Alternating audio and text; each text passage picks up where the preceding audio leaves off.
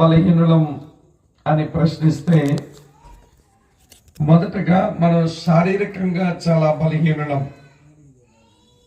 అంటే బరువులు ఎత్తలేమనా, ఎవడని కొట్టలేమనా, ఎవడని తిట్టలేమనా? అంటే బరువులు ఎత్తుతాము, కొడతాము, తిడతాము, దానికి బలం ఉంది. మరి ఏ విషయంలో మన బలహీనులం శారీరకంగా అంటే చెయ్యాలి అనుకున్న మంచిని చెయ్యలేము, చెయ్యకూడదు అనుకున్న చెడును చేయకుండా ఉండలేము. ఒక తాత్వికుడు, ఒక వేదాంతి, ఒక పండితుడు ఈ బలహీనతను అర్థం చేసుకుని ఇలా వ్రాశాడు. రోమపత్రిక 7వ అధ్యాయం 18వ వచనంలో ఉంటుంది, నా శరీరమందు మంచిదేదియు నివసింపదని నేను ఎరుగుదును, నేను చెయ్యగోరు మేలు చెయ్యలేక చెయ్యకూడని నేను కీడు చేస్తున్నాను అంటూ ఆయన 24వ వచనంలో ఆయన ఆక్రందన, ఆయన ఆవేదన ఇలా వ్యక్తపరిచాడు. రోమపత్రిక 7:24లో, అయ్యో నేనెంత దౌర్భాగ్యుడను, ఇట్టి మరణమునకు లోనగు శరీరము నుంచి ఎవరు నన్ను విడిపిస్తారు అని ఏడుస్తున్నాడు. ప్రియ సోదరి స్నేహితులారా, ఈ భూమి మీద బ్రతుకుతున్న మనుషులం, మన కులం ఏదైనా, మన జాతి ఏదైనా, మన మతం ఏదైనా, మన ప్రాంతం ఏదైనా, ఇది ప్రతి వారిలో ఉన్న బలహీనత. చెయ్యగోరు మేలు చెయ్యలేక చెయ్యకూడని కీడు చేసే ఒక భయంకరమైన బలహీనత మనలో ఏలుబడి చేస్తూ ఉంది. ఇది మీకు అర్థమయ్యేలా చెప్తాను, వినండి. శ్రీకాకుళం జిల్లాలో ఒక మారు ఇలానే ఒక మారుమూల గ్రామానికి నేను వెళ్ళాల్సి వచ్చింది. వెళ్ళాను. అక్కడ చౌక ధరల డిపో దగ్గర, అంటే రేషన్ ఇచ్చే షాప్ దగ్గర ఒక పెద్ద ఆయన ఉండి నన్ను చూచి త్వరపడి నా దగ్గరికి వచ్చి, బాబు మీరు యేసు ప్రభుకు ప్రార్థనలు చేస్తారంట కదా, యేసు ప్రభు మాటలు చెప్తారంట కదా, మరి మా ఇంటికి వచ్చి నా భార్యకి ప్రార్థన చేయాలి, వస్తారా అన్నాడు. అదెంత మాట, పిలిస్తే రాకుండా ఎట్లుంటాము, పదండి అని చెప్పి వాళ్ళ ఇంటికి వెళ్ళా. వాళ్ళ ఇంటికి వెళ్ళేసరికి అది ఒక చిన్న ఇల్లు. ఆయన తలుపు తీసుకుని లోపలికి పోయాడు. ఆయన వెనుక నేను లోపల అడుగు పెట్టేసరికి ఆయన భార్య మంచం మీద పడి ఉంది. ఎవరో వచ్చారు అని లేచి కూర్చొని నన్ను చూచి నమస్కారం అయ్యా అంది. ప్రియులారా, ఆమె నమస్కారము అనే ఈ మాట అనేసరికి ఆమె నోటి వెంబడి నుంచి వచ్చిన గాలి ఆ గది నిండా భయంకరమైన దుర్వాసన కమ్మేసింది. ఎంత భయంకరమైన దుర్వాసన అంటే కడుపులో తిప్పేటంత పనవుతుంది, వాంతి వచ్చేలా అనిపిస్తుంది. నేను అన్నాను, ఏంటండి, ఆయన పేరు అమ్మారావు అంట. ఈ భారతదేశ సామాజిక స్థితిని బట్టి అతను ఒక నాయుడు, వెలమల కుటుంబానికి చెందినవాడు. ఏమండి అమ్మారావు గారు, ఏంటి ఈవిడ పరిస్థితి అన్నాను. అయ్యా, ఆ గుంతలో నా భార్య క్యాన్సర్ వచ్చింది, అది తగ్గే మరి దారి కనబడడం లేదు, ఇక చావుకే డాక్టర్లు వదిలేశారు కనుక ఆమెను ఇంట్లో తెచ్చి పెట్టుకున్నాను. నాకు 2 కొడుకులు, వాళ్ళిద్దరూ చిలకలూరుపేట వైపు వెళ్ళి స్పిన్నింగ్ మిల్లో పనిచేసుకుంటున్నారు. నాకొక్కగానొక్క కూతురు ఎక్కడికో 12 కిలోమీటర్ల దూరంలోనే ఉంటుంది. మీ అమ్మ పరిస్థితి బాగులేదు, ఎవరైనా వచ్చి సహాయపడండి అని అడిగితే ఈ దుర్వాసనగా తట్టుకోలేక 2 కొడుకులు రావడం లేదు, ఈ కూతురు వచ్చి సేవ చేయడం లేదు, కట్టుకున్న వాడిని కదా నేను ఎట్లా వదిలేస్తాను? నేను అనారోగ్యంతో ఉన్నప్పుడు ఈమె నాకు చాలా సేవలు చేసిందండి, మరి ఆమె అనారోగ్యం ఉందని నేను వదలలేక నోట్లో కొంచెం హార్లిక్స్ పోస్తున్నా, కొంచెం గెంచి ఆ నోట్లో పోస్తున్నా, మందులు వేస్తున్నా, కానీ గొంతు దగ్గర చూసారా చిన్న చిన్న కురుకుల్లాంటున్నాయి. ఒక కురుకులోంచి పురుగు ఇలా వస్తుంది, సన్నటి పురుగు, మరో కురుకులోంచి లోపలికి పోతా ఉంటుంది కన్నం చేసుకుని, భయంకరమైన వాసనే. మరి ఆమెకి మరణం ఎప్పుడు వస్తుందో తెలియదు, కానీ భర్తగా నేను ఈ సేవలు చేస్తున్నాను అన్నాడు పెద్ద ఆయన. సరే, దుర్వాసన తట్టుకుని కొంచెం ఆమె మంచం దగ్గర నిలబడి దేవుని గురించి కొంచెం మంచి మాటలు చెప్పి పాప క్షమాపణ ఎలా వస్తుందో మరణించిన తర్వాత తన జీవితానికి మనుగడ ఏంటో నేను కొన్ని దేవుని మాటలు, సువార్త మాటలు చెప్పిన తర్వాత ఆమె నమ్ముకుంటానయ్యా, ఇక ఈ బాధ తట్టుకోలేకపోతున్నాను, చచ్చిపోవాలని ఉంది, కానీ చచ్చిపోయే ముందు దేవుని మాటలు దొరికాయి, ఆ యేసయ్యని నమ్ముకుంటాను, నా కొరకు ప్రార్థన చెయ్యండి అంటే మంచం దగ్గర నిలబడి ప్రార్థన చేశాను. ఇప్పుడు ఆ సమస్య ఈ అమ్మారావు గారు కాదు, ఆ జబ్బుతున్న అమ్మ కాదు. నేను బయటకు వచ్చేసరికి ప్రియులారా, అది పల్లెటూరేమో, ఆ ఊర్లో ఉన్న అమ్మలక్కలంతా ఆ తలుపు దగ్గర చేరారు. ఈ అమ్మలక్కలంటో తెలుసా, మీలా ఉండరు. మా శ్రీకాకుళం ముసలమ్మలు మెట్ట ముసలమ్మలు అంటాం, అడ్డుగుండారు ముసలమ్మలు అంటాం. వాళ్ళ బ్లౌజులు వేసుకునే అలవాటు వాళ్ళకు ఉండదు. మీరండి ప్రియులు, వాళ్ళ తలుపు దగ్గరకు వచ్చి నిలబడ్డారు. నిలబడితే నాకేం అభ్యంతరం, వాళ్ళు తప్పించుకొని వచ్చేయచ్చు, కానీ నాకు కొంచెం అభ్యంతరంగా కనబడుతున్నారు వాళ్ళు. ఏమిటి నాకు అభ్యంతరం అంటే, వాళ్ళంతా ఆ తలుపు దగ్గర చేరి మామూలుగా ఉంటే నాకు పెద్ద ఇబ్బంది లేదు, కానీ ఒక్కొక్క ముసలమ్మ నోట్లో తోటాలు పెట్టుకుని కనబడుతుంది. మీకు అర్థం కాల? లోపలకేమో నిప్పు పెట్టుకున్నారు, బయటికేమో చిన్నగా కనబడుతుంది, అందులోంచి పొగలొస్తున్నాయి అన్నమాట. అంటే వీళ్ళంతా అడ్డ పొగలేస్తున్నారు, ఈ అడ్డుగుండారు ముసలమ్మలు. సరే, చూసిన తర్వాత అన్నాను, ఎవర్రా అమ్మలు, ఈ పంగ అమ్మారావు యొక్క భార్యకి వచ్చిన పరిస్థితి చూసి కూడా మీకు బుద్ధి రావాలి కదా. ఆమెకు గొంతులో క్యాన్సర్ ఎందుకు వచ్చింది? అడ్డపొగ వేసి ఆ నిప్పు ఆ గొంతు దగ్గర కాల్చేసింది, అది క్రమేపీ క్యాన్సర్ అయిపోయింది. ఇప్పుడు చావు బతుకుల మధ్య ఉంది. ఇద్దరు కొడుకులా వచ్చి సాకడం లేదు, దగ్గరున్న కూతురా వచ్చి చూడడం లేదు, ఆమె దగ్గరకు ఎవరు రాలేనంత దుర్వాసన పడుతుంది. మరి ఇవన్నీ చూసి కూడా ఇంకా మీరు అడ్డపొగలేసి మీ గొంతుకును కాల్చుకొని క్యాన్సర్ తెచ్చుకుంటారేంటి అన్నా నేను. అందులో ఒక రాలుగాయ ముసలమ్మ ఉంది. రాలుగాయ ముసలమ్మ అంటే గంపను వేసుకుని భలే జవాబులు చెప్పొద్దు అనమాట. ఊర్లో ఉంటారుగా, ఏమండి ఈ గంపనూరు రాలుగాయ ముసలమ్మ ఏమని జవాబిచ్చిందో తెలుసా? నాకు చెప్తాను వినండి. శ్రీకాకుళం భాషలో ఇలాగనింది, బావో సల్లందైన మానత్తంగా సొట్ట మానలేను బాబు అంది. అంటే చల్లంది అంటే మార్నింగ్ బ్రేక్ఫాస్ట్, ఉదయాన్న టిఫిన్ అన్నా తిన్నా మానేస్తుందట, కానీ చుట్ట తాకుండా ఉండలేదట. దానివల్ల క్యాన్సర్ వస్తుందని తెలుసు. వాళ్ళ కళ్ళ ముందే ఒక ఆమె భయంకరమైన పరిస్థితుల్లో పడుందని తెలుసు. కడుపులో పుట్టిన కొడుకులు దగ్గర రావడం లేదు తెలుసు. కూతురు పిల్ల కూడా వచ్చి సేవలు చేయడం లేదని తెలుసు. ఇది నాకు ప్రమాదం అని తెలుసు, కానీ నేను మానలేను. ఇదే శారీరక బలహీనత. నేను ఇందాక చెప్పాను ఒక మాట, చెయ్యాలనుకున్న మేలు చెయ్యలేము, చెయ్యకూడదనుకున్న కీడు చేయకుండా ఉండలేము. ఇది మన శరీరంలో ఉన్న బలహీనత. అక్క, చెల్లి, తమ్ముడన్నా వినండి, ఈ బలహీనతకు కులము, ప్రాంతము, జాతి, మతము అన్న వ్యత్యాసం ఎక్కడా ఉండదు. ప్రతి మనిషిలో ఈ బలహీనత ఉంటుంది. వాళ్ళకి మంచి ఏదో తెలుసు, అది చేయడం వీళ్ళకి చేత కాదు. వీళ్ళు చెడేదో తెలుసు, అది చేయకుండా ఉండడం చేత కాదు. ఇదే శారీరక బలహీనత ప్రతి మనిషిలో కూడా ఉంటది. ఈ బలహీనత చాలదు అన్నట్టు మరో బలహీనత మానవ జాతికి ఉంది. ఆ బలహీనత ఏంటో తెలుసా? అదే మానసిక బలహీనత. మానసిక బలహీనత అంటే ఏమి ఆలోచిస్తే మంచిదో అది మనకు తెలిసిన, ఆ మంచి వాటిని ఆలోచించడం చేతకాక ఆలోచించకూడని వాటిని ఆలోచిస్తుంటారు మనుషులు. ఏం ఆలోచిస్తే మంచిది? ఒక దగ్గర ఒక మాట రాసి ఉంది. ఫిలిప్పీలకు రాసిన పత్రిక 4:8 భక్తుడిలా రాశాడు, ఏమి ఆలోచిస్తే మంచిదో మీ కొరకై చెప్తాను చూడండి. సత్యమైనవి ఆలోచించండి, మాన్యమైనవి ఆలోచించండి, నీతి కలిగినవి ఆలోచించండి, న్యాయమైనవి ఆలోచించండి, పవిత్రమైనవి ఆలోచించండి, రమ్యమైన వాటిని ఆలోచించండి. అప్పుడు మీరు మానసికంగా ఆరోగ్యంగా ఉంటారు. మనకున్న దరిద్రం ఏంటో గాని, వింటున్నారా మీరంతా? మనకున్న దౌర్భాగ్యం ఏంటో గాని ఆలోచించకూడని వాటిని ఆలోచించుకుంటూ కూర్చుంటాం. అబద్ధాలు ఆలోచించుకుంటూ కూర్చుంటుంది మనసు. అపవిత్రమైన వాటిని ఆలోచించుకుంటూ కూర్చుంటుంది మనసు. అసహ్యమైన వాటిని ఆలోచించుకుంటుంది మనసు.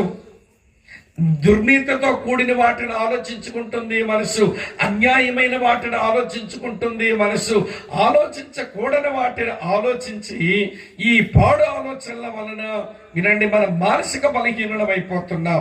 ఈ బలహీనత ఎంతవరకు తీసుకెళ్ళిపోతుంది అంటే ఏం తింటాం, ఏం త్రాగుతాం, ఏం ధరించుకుంటాం, రేపేమి జరుగుద్దో చింత చింత చింత. ఈ చింతలు బాగా పెరిగిన తర్వాత మధుమేహ రోగం వస్తుంది. మధుమేహ రోగం అంటే తెలుసా మీకు? అదేనండి, ఈరోజు తెలియని వాళ్ళు ఎవరున్నారు? షుగర్.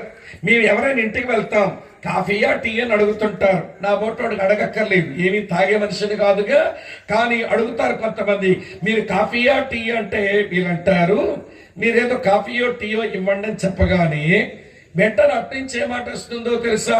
ప్లస్సా లెస్సా అంటున్నారు. ఏమిటిది? పంచదార ఇవ్వమంటారా వెయ్యొద్దంటారా అని. అంతేతో రోడ్డు మీద మనం టీ దుకాణానికి పోయి బాబు టీ ఇవ్వండి అని అడిగితే టీ దుకాణం వాడు కూడా అంటే సార్ ప్లస్సా లెస్సా అంటున్నాడు. అంటే అర్థం ఏంటన్నమాట, మీరు పంచదార ఇవ్వచ్చా ఇవ్వద్దంటారా అని.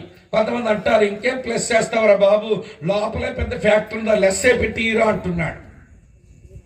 ఆమె అర్థమైందా?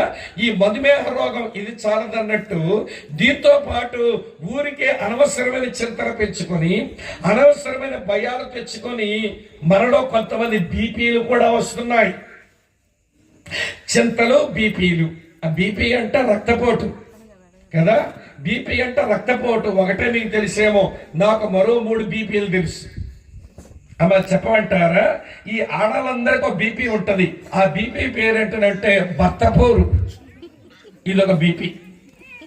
ఎప్పుడు ఏమి చిరాక పడతాడో ఈ ముదల స్తంభగాడు చేదరమకవాడు ఊరికి రుసరుసలు ఆడుతుంటాడు కనుక ఆయన ఇంటికి వచ్చాక భయమే, ఇంట్లోకి వెళ్ళాక భయమే. ఈ మహాతల్లికి ఏమిటి విడుకున్నదంటే బత్తపోరు. ఇదొక బీపీ. ఈ మగవాళ్ళందరికీ ఈయనొక బీపీ ఉంటుంది. దాని పేరేంటో తెలుసా? భార్య పోరు. ఆ చీర తండి, ఈ నగ తండి, ఆ నట్ర తండి, ఆ వస్తువు తండి, ఏపుకు తినేస్తుంది ఒక మహాతల్లి. ఏమంటే వచ్చే సంపాదన ఏమో కొంచెం, అమ్మగారి కోరికలేమో అందనాలు ఎక్కుతాయి. అవన్నీ తెచ్చిపెట్టలాగా ఇతగాడు పోరు అనిపిస్తుంటాడు. ఇదొక బీపీ. వింటున్నారా లేదా? మానసిక బలహీనత. బీపీలు పెరుగుతున్నాయి, చింతలు పెరుగుతున్నాయి. వినండి ప్రియులు, ఆలోచించవలసిన విషయాలు ఆలోచించలేక ఆలోచించకూడని విషయాలు ఆలోచించి బీపీలు పెరుగుతున్నాయి. తల్లిదండ్రులకు భార్యాభర్తలకు బీపీ ఉంటది. వీళ్ళ బీపీ ఏంటో చెప్పన? బిడ్డల పోరు. ఇదొక బీపీ. ఇది భవిష్యత్తు కలుగుద్దో లేదో తెలియదు, వీడు సరిగా ఎదుగుతాడో లేదో తెలియదు, వీడికి మంచి భవిష్యత్తు వస్తుందో లేదో తెలియదు. అమ్మా నాన్నలకి ఇదో బీపీ. మొత్తానికి మన బతుకంతా బీపీనే. అటువైపు బీపీ, ఇటువైపు షుగరు. ఇవన్నీ ఎందుకో తెలుసా? మనసు ప్రశాంతంగా లేక, ఆలోచించవలసిన విషయాలు ఆలోచించలేక, ఆలోచించకూడని విషయాలు ఆలోచించి మన మానసిక బలహీనలం అయిపోతున్నాం. మానసిక బలహీనత పెరగగానే మనస్తాపం, మనస్తాపం పెరగానే మనోవ్యాకులం, మనోవ్యాకులం పెరగగానే వినండి ప్రియులారా, మానసిక రోగం పిచ్చి. పిచ్చి. అమ్మ వింటున్నారా ఈ మాట? ఇప్పటికి మీకు 2 బలహీనతలు చెప్పారు. మొదటిదేమో శారీరక బలహీనత, రెండవదేమో మానసిక బలహీనత. ఈ 2 బలహీనతలు మనం చాలా అన్నట్టు మనుషుల్లో మరో బలహీనత ఉంది. ఆ బలహీనత పేరేంటో తెలుసా? అదే ఆధ్యాత్మిక బలహీనత. సృష్టికర్తకు ఆరాధించి ఆయన సంతోష పెట్టడము చేత కాదు. ఆ సృష్టికర్తకు ప్రార్థనలు చేసి అతని మనసు మెత్తం చేసుకుని వారి కుటుంబాల్లో కార్యాలు చేయించుకోవడము చేత కాదు. పూజించడము చేతనవ్వదు, ప్రార్థించడము చేతనవ్వదు, దేవుని సంతోష పెట్టడము చేతనవ్వదు, దేవుని చేత కార్యాలు చేయించుకోవడము చేతనవ్వదు. ఇదందరిలో ఉన్న ఆధ్యాత్మిక బలహీనత. నేను ఒక మారు, వింటున్నారా మీరంతా? ఈ బలహీనత ఎరిగి దేవునితో అన్నాను, దేవా నేను బలహీనుడని నాకు అర్థమైంది. నేను శారీరకంగా బలహీనుడను, నేను మానసికంగా బలహీనుడను, నేను ఆధ్యాత్మిక బలహీనుడను, నేను చాలా బలహీనుడని నాకు తెలుస్తుందంటే దేవుడు నాతో అన్నమాట ఏంటో తెలుసా? నా కుమారుడా, నువ్వు బలహీనుడవని నేను ఎరుగుదును. అయితే నీ బలహీనతలకు చాలినంత బలం ఒక దగ్గర పెట్టాను, కావాలంటే చూసుకో అని నాకు చూపించిన వచనమే 1 కొరింథీ 1 అధ్యాయం 24వ వచనం. చివరిలో ఉంది, క్రీస్తు దేవుని శక్తియును. చెప్పండి తర్వాత మాట. ఇంటి మీరు ఇక్కడ ఉన్నారా లేదా అనుమానం వస్తుంది. క్రీస్తు దేవుని శక్తియును దేవుని జ్ఞానమును అయ్యున్నాడు. మనుషుల యొక్క బలహీనతలకు చాలినంత బలం యేసులో పొందుపరచబడింది. మనుషుల యొక్క బలహీనతలకు చాలినంత బలం యేసయ్యలో పొందుపరచబడింది. యేసయ్యలో చాలా బలాలు ఉన్నాయి. ఇవన్నీ చెప్పాలంటే చాలా టైం పడుతుంది గనక ఒక శక్తి ఒక బలమే చెప్తాను. ఆ బలాన్ని గురించి కూడా చదివించా. అదే 1 కొరింథీ పత్రిక 1వ అధ్యాయం 18వ వచనంలో ఉంటుంది. సిలువను గూర్చిన వార్త నశించుచున్న వారికి విరుతరం గాని రక్షింపబడుతున్న మనకు అది దేవుని శక్తి అని రాసి ఉంది. యేసు ఒక మహత్తరమైన శక్తి. ఆయనలో ఉన్న ఒక శక్తి, అది సిలువ శక్తి. చెప్తాను వినండి ప్రియులారా. సిలువ అంటే ఒక నిడివి కర్ర, ఒక అడ్డు కర్ర, ఈ రెండు కర్రల కలయికే. సిలువ అంటే ఒక నిడివి కర్ర, ఒక అడ్డు కర్ర, ఈ రెండు కర్రల కలయికే.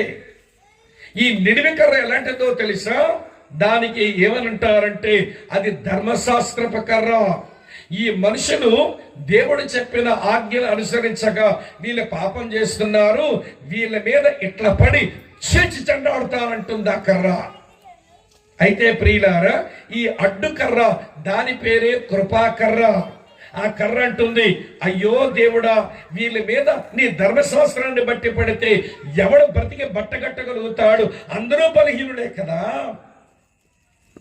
అందరి దగ్గర ఏదో పాపం ఉంది కదా, కనుక వీళ్ళ మీద పడితే వీళ్ళు నాశనం అయిపోతారని ఆ కృపాకర్ర అడ్డం పడుతున్నది.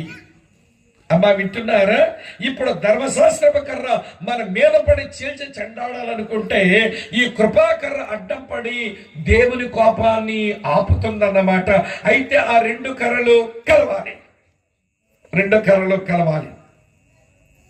కలిస్తేనే మానవులకు ఒక మనుగడ ఉంది, కలిస్తేనే మానవునికి కళ్యాణం ఉంది.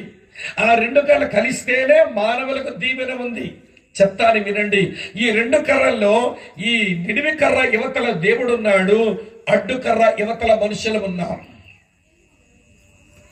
నిడివి కర్ర యువతల దేవుడు ఉన్నాడు, అడ్డు కర్ర అవతల మనుషులు ఉన్నాం. ఈ రెండు కర్రలు కలవాలంటే దాని మీదకి వచ్చి ఒక మనిషి వేలాడదీయబడక తప్పదు. ఎట్లా, ఎందుకని చెప్తాను వినండి ప్రియులారా. ఈ నిడివి కర్ర యువతలున్న దేవునికి అడ్డు కర్ర అవతలున్న మనుషులకు పడ్డం లేదు. ఎందుకు పడ్డం లేదు? ఎందుకు పడ్డం లేదో చెప్పనా? ఎవడి శత్రుత్వం ఉంది, అటు మనుషులకు ఇటు దేవునికి మధ్య భయంకరమైన శత్రుత్వం ఉంది. మీరు అనొచ్చు, బాబు స్వామి, మేము దేవుని ఎప్పుడైనా కొట్టామా, దేవుని ఎప్పుడైనా తిట్టామా, దేవుని ఎప్పుడైనా దోచుకున్నామా, దేవునికి మాకు ఎందుకు పడదు, దేవునికి మాకు ఎందుకు శత్రుత్వం అని మీరు అంటారేమో. మీరు దేవుని కొట్టనక్కర్లేదు, దేవుని తిట్టనక్కర్లేదు, దేవుని దోచేసుకోనక్కర్లేదు. మరి దేవునికి మనకు శత్రుత్వం ఎందుకుంది అని అంటే చెప్తాను వినండి. దేవుడు మనలను తన పోలికలో తన స్వరూపంలో చేసుకున్నాడు. కానీ మనము పాపము చేసి దేవుని యొక్క స్వరూపాన్ని పోలికను మనం పాడు చేసేసుకున్నాం. అందుకని దేవునికి మనకు శత్రుత్వానికి గల కారణం ఆయన లక్షణాలు వేరు, మన లక్షణాలు వేరు. చెప్పమంటారా? దేవునిలో ప్రేమ ఉంటుంది, ఈ మనుషుల్లో దుర్మార్గత ఉంటుంది. నీ కులం ఏదైనా, జాతి ఏదైనా, మతం ఏదైనా, ప్రాంతం ఏదైనా, నీ లోపల ఏదో దుర్మార్గత వచ్చి కూర్చొని ఉంటుంది. దేవునిలోనేమో, వింటున్నారా లేదా మీరు? దేవునిలో ప్రేమ ఉంది, మనలో దుర్మార్గం ఉంది. దేవునిలో సత్యం ఉంటుంది, మన దగ్గర భయంకరమైన అబద్ధాలు ఉంటాయి. అవసరానికి ఆడతావు ఒక అబద్ధం, అవసరం లేకపోయినా ఆడతావు మరొక అబద్ధం. అసలు నీ పేరే, అమ్మా వింటున్నారా, అబద్ధాల పుట్ట. అవునా కదా చెప్పండి? అవసరానికి ఆడుతూ అనుకుందామండి ఒక అబద్ధం, అవసరం లేకపోయినా ఆడుతుంటారండి కొంతమంది అబద్ధం. అసలు ఎంత భయంకరమైన మనుషులు ఈ మనుషులు. నేను అందులో ఒకండి, మీరు అందులో ఒకలే. వింటున్నారా లేదా? దేవునిలో ప్రేమ ఉంది, మనుషుల్లో దుర్మార్గం ఉంది. దేవునిలో సత్యం ఉంది, మనుషుల్లో అబద్ధాలు ఉన్నాయి. దేవునిలో న్యాయం ఉంటుంది, మనుషుల్లో అన్యాయం ఉంది. దేవుడు ఏది చేసినా న్యాయమే, కానీ మన దగ్గరే అన్యాయం ఉంటుంది. ఇంకా చెప్పమంటారా?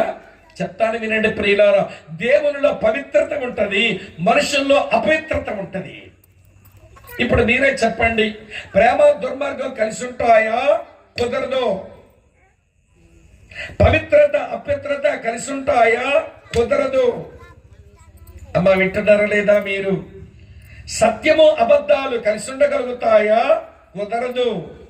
న్యాయము అన్యాయం కలిసి ఉంటాయా? అస్సలు కుదరదు. నీతి దుర్నీతి కలిసి ఉంటాయా? అస్సలు కుదరదు. అంతెందుకండి, నీళ్లు నూనె రెండు కలిసిపోతాయా?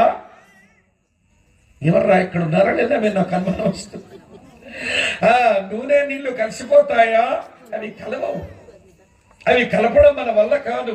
కనుక దేవునికి మనుషునికి మధ్య ఇంత భయంకరమైన శత్రుత్వం ఉండగా, దేవుడు దేవుడే, మనుషులు మనుషులే. ఆయనలో ప్రేమ ఉంది, వీళ్ళలో దుర్మార్గం ఉంది. ఆయనలో సత్యం ఉంది, వీళ్ళ అబద్ధాలు ఉన్నాయి. ఆయనలో న్యాయం ఉంది, వీళ్ళ దగ్గర అన్యాయం ఉంది. ఆయన దగ్గర పవిత్రత ఉంది, వీళ్ళ దగ్గర అపవిత్రత ఉంది. ఈ రెండు వర్గాలు కలవడానికి అవ్వదు. ఈ రెండు వర్గాలు కలవాలంటే, అమ్మా వింటున్నారా మీరు ఈ మాట?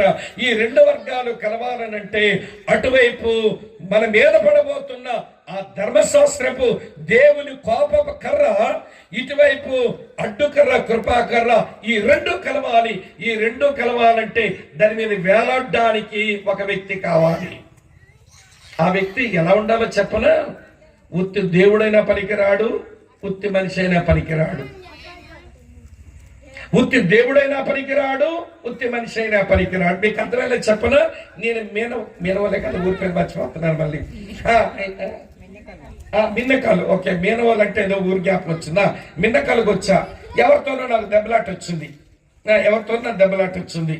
దెబ్బలాట వస్తే ఎవరో వచ్చే, శ్రీకాకుళం నుంచి వచ్చినోడు నువ్వు, మా ఊరోడు ఎంత మంచోడో, నువ్వే చెడ్డోడు అయి ఉంటావు అన్నాడు ఈయన.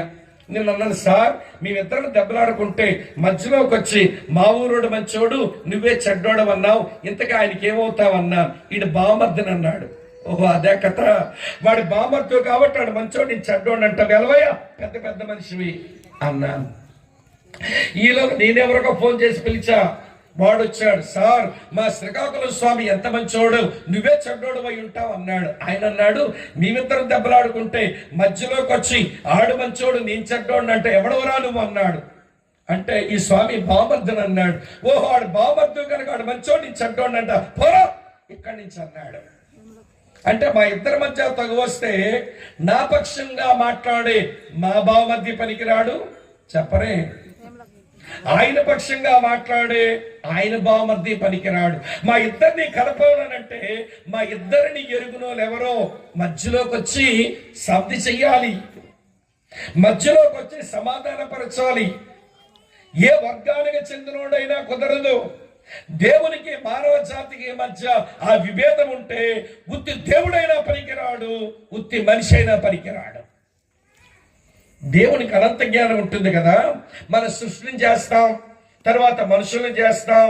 దేవుని భవిష్యత్ జ్ఞానంలో దేవుడు చూచి ఈ మనుషులు పాపం చేస్తారు, మనకు దూరం అయిపోతారు, ఈ మనుషులు మనతో ఎట్లా కలుపుకుందామని దైవత్వంలో ఏమంటే సంఘర్షణ జరుగుతుందట.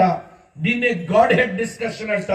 దేవుల్లో జరుగుతున్న సంభాషణ, దైవంలో ఆ సంభాషణ జరుగుతుంటేను అక్కడే ఉన్న ఒక దేవదూత లేచన్నాడంట, దేవా నువ్వు మనుషులు చేశాక వారికి నీకు శత్రుత్వం వచ్చేస్తే వాళ్ళని నిన్ను కలపడానికి నేను వెళతాను అన్నాడంట. ఆ దేవదూత పేరు గబ్రియేల్ అని అనుకుందాం.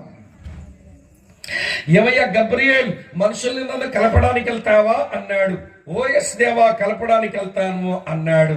నా గురించి నీకు తెలుసా అన్నాడు దేవుడు. నీ గురించి నాకెందుకు తెలియదు దేవా, నువ్వు సార్వభౌముడు అని ఎరుగుదును, నువ్వు సర్వశక్తివంతుడు అని ఎరుగుదును, నువ్వు సర్వజ్ఞానివని ఎరుగుదును, నువ్వు సర్వవ్యాపకుడు అని ఎరుగుదును, నువ్వు ప్రేమామయుడు అని ఎరుగుదును, నువ్వు పరిశుద్ధుడు అని ఎరుగుదును, నువ్వు సత్యవంతుడు అని ఎరుగుదును, నీవు నీతి న్యాయాలు గలవాడవని ఎరుగుదును, నువ్వు మార్పు లేని వాడవని, నీ గురించి నాకు అన్నీ తెలుసు అన్నాడు.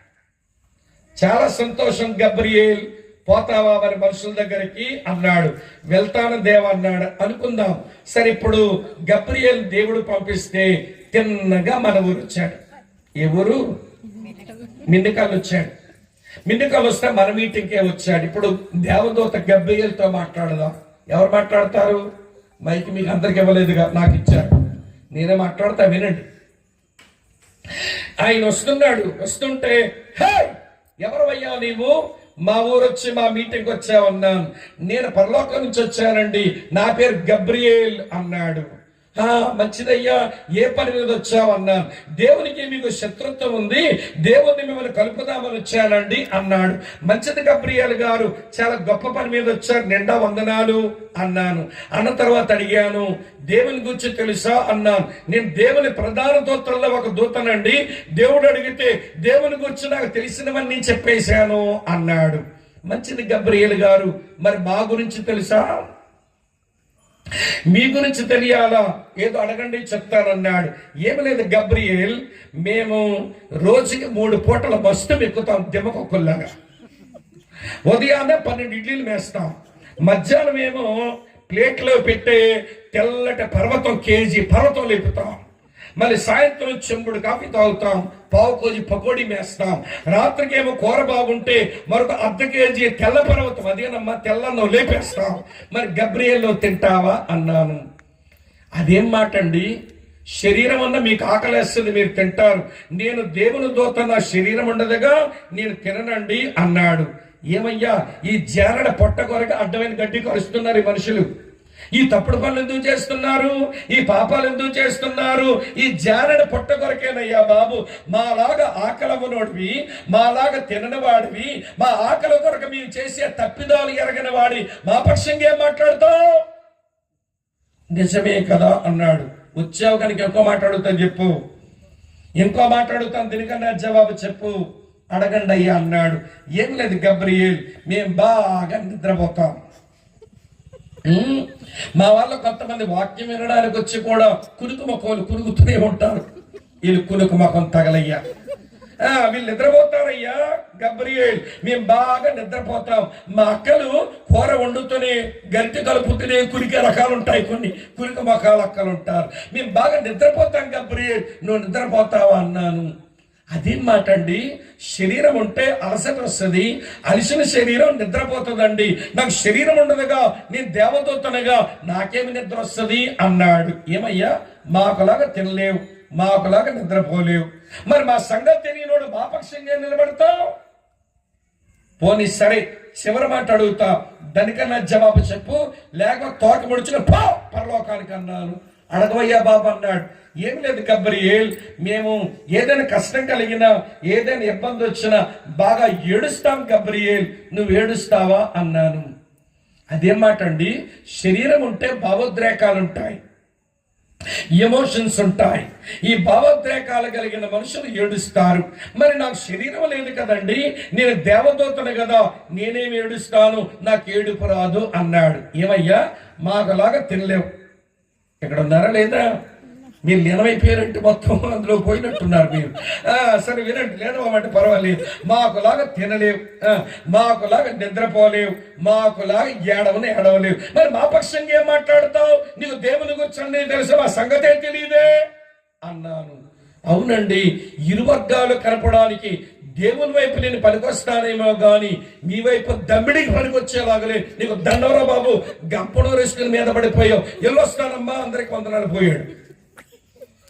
దేవుడు అడిగాడు, గబ్రియేల్, మనుషుల్ని నన్ను కలుపుదామని పోయావుగా, ఏమైంది అన్నాడు. ఏం చెప్పను ప్రభువా, నీకు చని సంగతులు ఎరిగినో నేను వెళ్ళాను కానీ ఆ ఊర్లో మీటింగ్ లో వాడెవడో గంపను వేసుకుని ఒక్కొక్కటి అడుగుతుంటే ఒక్కదానికి నా దగ్గర జవాబు లేక తోక ముడుచుకుని మళ్ళీ వచ్చాను. నిన్ను మనుషుల్ని కలపడం నా వల్ల కాదు, నిన్ను వాళ్ళని కలపడం నా వల్ల కాదు అన్నాడు దేవదూత. మరి ఎట్లా అంటే, దైవములో ఉన్న ఆ దైవిక తత్వములో ఉన్న వాక్యమైన దేవుడు అంటున్నాడు, తండ్రి నేను వెళతాను, అయితే నీవును పరిశుద్ధాత్మయు కలిసి ఒక కన్య పొట్టలో నన్ను పెట్టండి, నేను పోతాను అన్నాడు. మంచిది వాక్యమా, నా గురించి ఎరుగుదవా అన్నాడు. ఎరగడం ఏంటి? నువ్వు దేవుడవైతే నేను దేవుడిని. నీలో ఏ తత్వం అవుతుందో ఆ తత్వం అంతా నాలో మూర్తిభవించింది. నువ్వు సార్వభౌముడవైతే నేను సార్వభౌముడిని, నువ్వు సర్వశక్తివంతుడవైతే నేను సర్వశక్తివంతుడిని, నువ్వు సర్వ జ్ఞానమైతే నేను సర్వజ్ఞానిని, నువ్వు సర్వ వ్యాపకుడవైతే నేను సర్వ వ్యాపకుడిని, నువ్వు ప్రేమ గలవాడవైతే నేను ప్రేమ గలవాడిని, నువ్వు పరిశుద్ధుడివైతే నేను పరిశుద్ధుడిని, నువ్వు సత్యవంతుడివైతే నేను సత్యవంతుడిని, నువ్వు మార్పు లేని వాడవైతే నేను మార్పు లేని వాడని. మంచిది వాక్యమా అని చెప్పి ప్రభువు యెహోవాయు ఆయన ఆత్మయు కలిసి వాక్యమైన ఆయనను కన్యమరియ పొట్టలో పెడితే ఆయన కన్యమరియ పొట్టలో మనలాంటి పాప శరీరాకారాన్ని తీసుకుని ఆయన బయటకు వచ్చాడు. ఆయన పేరు యేసు అయ్యింది. చెప్పండి, ఏం పేరు అయింది? అర్థమవుతుందా? అర్థమవుతుందా? అర్థమవుతుందా? బాగా లీనమవుతున్నారు. మంచిది. ఆయన పేరు యేసు. ఇప్పుడు యేసు మళ్ళీ మన మీటింగ్ వచ్చాడు, మన ఊరు. మళ్ళీ అడగాలగా ఈయన కూడా. ఏమని అడుగుతున్నాను చూడండి. ఎవరండి మీరు? మా మీటింగ్ వచ్చారు, ఏంటి కథ అన్నాను. నా పేరు యేసు అంటారండి భూమి మీద. అసలు నా పేరు వాక్యం. నేను పరలోకవాసిని. నేను కన్యమరియ పొట్టలో నేను రక్తమాంసాలు తీసుకొని మీలాంటి పాప శరీరాకారంతో ఈ లోకానికి వచ్చాను అన్నాడు. మంచిదండి, యేసు గారు ఏం పని మీద వచ్చారు అన్నాను. దైవత్వాన్ని మానవత్వాన్ని కలుపుదామని వచ్చానండి అన్నాడు. మంచిదండి, యేసుక్రీస్తు గారు దేవుని సంగతులు తెలుసు అంటే తెలియడం ఏంట్రా, నేనే దేవుడునైతేను అన్నాడు. మంచిది యేసుక్రీస్తు గారు, మరి మా సంగతి నీకు తెలుసా అన్నాను. అడుక్కో, ఏమి తెలియాలో చెప్తానన్నాడు. ఏమి లేదు యేసు గారు, మేము బాగా తింటాం. నువ్వు తింటావా? మీరు తింటారు, నన్ను తింటామని అడుగుతావరా నీవు? మీరు తినాలనుకుంటే ఎవరైనా వండే వరకు ఆగుతారు, మీరు ఎవరైనా వడ్డించే వరకు ఆగుతారు. కానీ నాకు ఆకలిస్తే పచ్చికాయలు తిందామని ఒక అంజూరపు చెట్టు దగ్గరికి వెళ్ళిపోయాను, ఆకలి ఆపుకోలేక. నాకు ఆకలి ఎక్కువ, మీకు ఆకలి ఎక్కువ అన్నాడు. చెప్పండి, ఎవరికి ఆకలి ఎక్కువ? మనం ఎవరు వండేవరకైనా ఆగుతాం, ఎవరైనా వడ్డించేవరకు ఆగుతాం. కానీ ఆయన వండేవరకు వడ్డించేవరకు ఆగలేక పచ్చికాయ తిందామని పోయాడంట. భలేగున్నావు యేసు గారు, మాకేదో సూట్ అయినట్టు కనబడుతున్నావే, మాకులాగే ఆకలి అవుతుంది. మంచిది యేసు గారు, ఏమనుకోకండి. ఇంకో విషయం అడుగుతాను. మేము బాగా నిద్రపోతాం యేసు గారు, మరి మీరు నిద్రపోతారా అన్నాను.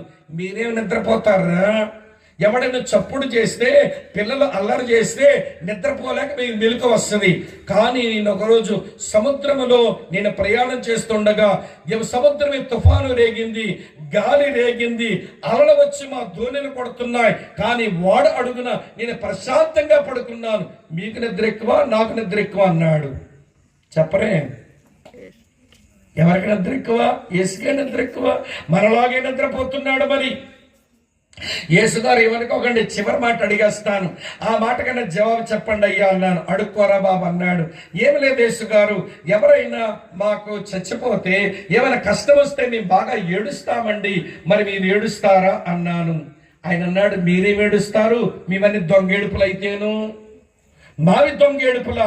ఎవరైనా చచ్చిపోతే శ్మశానానికో సమాధుల దొడ్డుకో వెళ్ళి వాడు కాల్ చేసో సమాధి చేసో తిరిగి వచ్చినప్పుడు పక్కపక్కలో వికవికలో జోకులు వేసుకొని మీరు ఇంటికి వస్తారు. కానీ నా స్నేహితుడు ఒకడు చచ్చిపోయి 4 రోజులైతే అతని సమాధి దగ్గరికి వెళ్ళి నేను ఏడ్చాను తెలుసా అన్నాడు. అర్థమవుతుందా లేదా? చెప్పండి. ఇప్పుడు యేసు మనలాగే ఆకలి అవుతుంది ఆయనకి, యేసుకు మనలాగే నిద్ర వస్తుంది ఆయనకి, యేసుకు మనలాగే ఏడుపు వస్తుంది. ఎందుకనంటే ఆయన మనలాంటి మనిషిగా వచ్చాడు. మరి ఆయనలో దైవత్వం లేదా? ఉంది. చెట్టు కిందకు వచ్చి జక్కయ్య దిగుని పిలుస్తున్నాడు. ఎవరు చెప్పారు ఆయన ఈ పేరు? ఎవడో చెప్పనక్కర్లా. ఆయన సర్వజ్ఞాని, అతని పేరు తెలుసు. ఒక మత పెద్ద నేను చచ్చిపోతే నేను పరలోక రాజ్యంలో ఎలా ప్రవేశిస్తాను, దీని గురించి యేసయ్యని తెలుసుకుందామని యేసయ్య దగ్గరికి వచ్చి ఇంకేం అడగల. యేసయ్యను బాగా పొగుడుతున్నాడు. ఏమన్నాడు తెలుసా? నువ్వు దేవుని యొద్ద నుంచి వచ్చిన మనుషులు అన్నీ నెరుగుదును, దేవుడు నీకు తోడు కాకపోతే కార్యాలు చేయలేడు ఎవడు అని యేసయ్యను పొగుడుతుంటే, పొగిడితే పడిపోవడానికి మన ఆంధ్రుడు కాదుగా యేసు ప్రభు. మనం పొగిడితే పడిపోతాం మనం. అందుకే మనం భలే పొగట్టలు పిచ్చోం. ఈరోజు ఉదయం చెప్పా, ఏం చెప్పారో తెలుసా? కూరక తాలింపు, బట్టకు జాడింపు, తెలుగోడికి పొగిడింపు, సరిపోతాయి 3. మన ఎవడో పొగడాలే గాని ఊరికి ఉప్పొంగిపోతాం మనం. అసలు పొగిడేవాడు నేను మొల చెట్టెక్కిస్తున్నాడు, అక్కడి పడితే నీ నడ్డిరుగుద్దని నీకు తెలియదు. పొగుడుతుంటే పడిపోతారు మనుషులు. వింటున్నారా? యేసయ్య పొగడ్తలు పడిపోయేవాడు కాదు.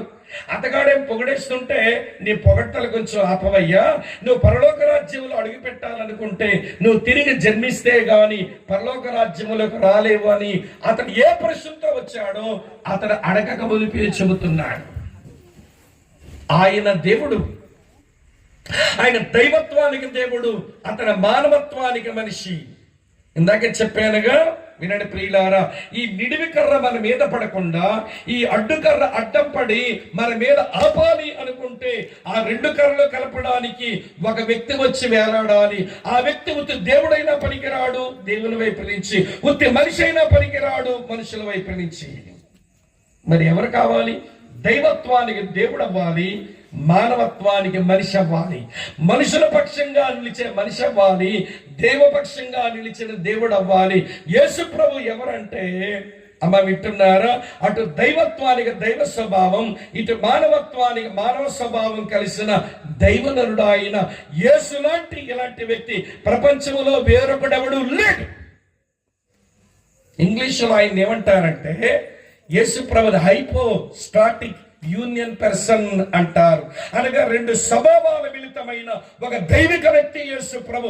ఆయన లాంటి ప్రపంచంలో వేరొకడు లేనే లేడు. ఆ కారణం చేతనే ఆ రెండు కర్రలు కలపడానికి సరిపోయాడు ఆయన. అక్కా చెల్లి తమ్ముడన్న వింటున్నారా? ఈ రెండు కర్రలు కలపడానికి సరిపోయాడు. ఇప్పుడు ఆ రెండు కర్రలు కలిసాయి, దాని పేరే సిలువ. ఆ సిలువకి ఎంత శక్తి ఉంది అంటే, యేసుని ఎట్లనో చేసింది, మనకు ఏదో తెచ్చి పెట్టుద్దట. ఏ సిలువ? 2000 సంవత్సరాల కిందట కల్వరి అనే కొండ మీద ఏమండి 3 సిలువలుంటే, 2 సిలువల మీద దొంగలుంటే మధ్యలో సిలువ మీద యేసు వేలాడాడు చూశారు. ఆ సిలువకు మహత్తరమైన శక్తి ఉంది. మళ్ళీ సిలువకు శక్తి ఉంటుందని సిలువ బొమ్మ వంగరాల మీద వేస్తూ ఇట్లా పెట్టేసుకోకండి, ఈ సిలువకి ఏమి ఉండదు వాళ్ళకాడు. మనుషులు తయారు చేసిన ఆకారపు సిలువకి ఏముండదు.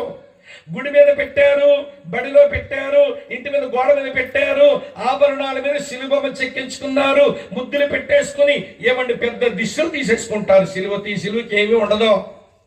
ఆకారపు సిలువలు ఏమీ లేదు. వింటున్నారా? లేదు. ఏ సిలువకు ఉంది శక్తి? 2000 సంవత్సరాల కిందట ఆ కల్వరి లేదా గుల్గొతా కొండ మీద ఆ మధ్యలో ఉందే సిలువ, దానికి మహత్తరమైన శక్తి ఉంది. ఆ సిలువ ఏం చేసిందో, యేసుకేదో చేసింది, నీకేదో తెచ్చింది. అవి పొందుకుంటే నువ్వు ధన్యుడు. అది చెప్పడానికి రాత్రి కూడిక. యేసుగా సిలువ ఏదో చేసింది, నీకేదో తెచ్చింది. అవి తీసుకుంటే నువ్వు ధన్యుడివి, ధన్యురాలివి. ఏంటో చెప్తాను వినండి. మొదటి మాట, 3 సంగతులు చెప్పి ముగిస్తాం ముచ్చటగా. సిలువ దానికి ఉన్న శక్తి ఏంటి అనంటే, యేసుని ఎట్లనో చేసింది, మనకేదో తీసుకుని వచ్చింది. మొదటి మాట చెప్తాను వినండి. కొరింథీయులకు రాసిన 2వ పత్రిక 5వ అధ్యాయం 21వ వచనం. కొరింథీయులకు రాసిన 2వ పత్రిక 5వ అధ్యాయం 21వ వచనం. అక్కడ ఏమని రాసి ఉంటుందో తెలుసు. ఎందుకనగా మనము ఆయన యందు దేవుని నీతి అగునట్లు పాపము ఎరుగని ఆయనను మన కోసం పాపముగా చేసెను.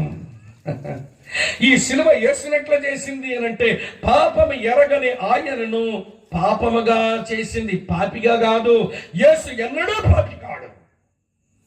మనుషులందరి పాపము, దానికి రావలసిన శిక్ష అది ఆయన మీద మోపబడగా ఆయన ఒక పాప ముద్దలాగా తయారయ్యాడు 2 కర్రల మీద. అన్నదమ్ముల రకచెల్లారు వినండి. పాపము వినండి ఆ ఎరగని పరిశుద్ధ దేవుడు ఆయన. సిలువకున్న మహత్తరమైన శక్తి ఏంటంటే, పరిశుద్ధ దేవుణ్ణి పాపముగా చేసిన యేసు పరిశుద్ధుడు. ఇశ్రాయేలీలు అనే మనుషులు ఎర్ర సముద్రాన్ని దాటి బయటకు వచ్చినప్పుడు వాళ్ళ పాట పాడారు. ఆ పాటలో వారు అన్నారు, వేల్పులలో నీవు సముడెవడు, పరిశుద్ధతను బట్టి చూడగా నీవు మహనీయుడవు అన్నారు. ఆయన మహాపరిశుద్ధుడు. ఆయన సముఖమందు శరాపులు అనబడే బలమైన ప్రధాన దూతలు ఉంటాయి. ఆయన పరిశుద్ధతను చూడలేక వాటికి ఉన్న 6 రెక్కల్లో 2 రెక్కలతో కళ్ళని కప్పేసుకుని, 2 రెక్కలతో కాళ్ళని కప్పేసుకుని, 2 రెక్కలతో ఎగురుతూ సైన్యములకు అధిపతి యెహోవా పరిశుద్ధుడు పరిశుద్ధుడు పరిశుద్ధుడని వారు పాటలు పాడుతున్నారు. ఇంకో మాట మీతో చెప్పనా? వినండి. హబక్కూ గ్రంథం 1వ అధ్యాయం 12-13 వచనాల్లో ఉంటుంది, పాపమును చూడలేని పరిశుద్ధమైన కన్నులు కలిగిన వాడు. మనకలాగే అరిషద్ వర్గాలకు లొంగిపోతే అందులో దైవత్వం ఏమున్నట్టు? కామం, క్రోధం, లోభం, మోహం, మదం, మత్సరం, దీనికి మనలాగే లొంగిపోయినోడైతే కామానికో ఏమండి లోభానికో మోహానికో మదానికో మత్సరానికో లొంగిపోతే దైవత్వం ఉన్నట్టు కాదు. యేసు అరిషద్ వర్గాలు జయించిన వాడు. కామ, క్రోధ, లోభ, మోహ, మదమత్సర్యాలకు అతీతుడు ఆయన. వింటున్నారా? ఆయన లోకానికి వచ్చిన తర్వాత ఆయన వెనకాల ఉన్న శిష్యులు ఒక ఆయన ఇట్లా రాశాడు. 1 పేతురు 2వ అధ్యాయం 22వ వచనంలో ఇలా రాసి ఉంటుంది, ఆయన పాపము చెయ్యలేదు, ఆయన నోటను ఏ కపటమును లేదు. అమ్మ వింటున్నారా? ఆయన పాపము చెయ్యలేదు, ఆయన నోటను ఏ కపటమును లేదు. మరొక ఆయన రొమ్ము మీద తలాలించుకుని ఉన్న ఒక పెద్ద ఆయన ఇలా రాశాడు.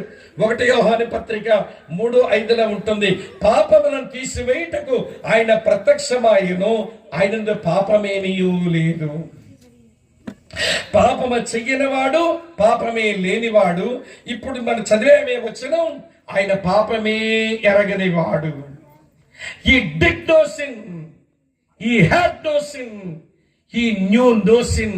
పాపమే చెయ్యనివాడు, పాపమే లేనివాడు, పాపమే ఎరగనివాడు, మహాపరిశుద్ధుడు ఆయన.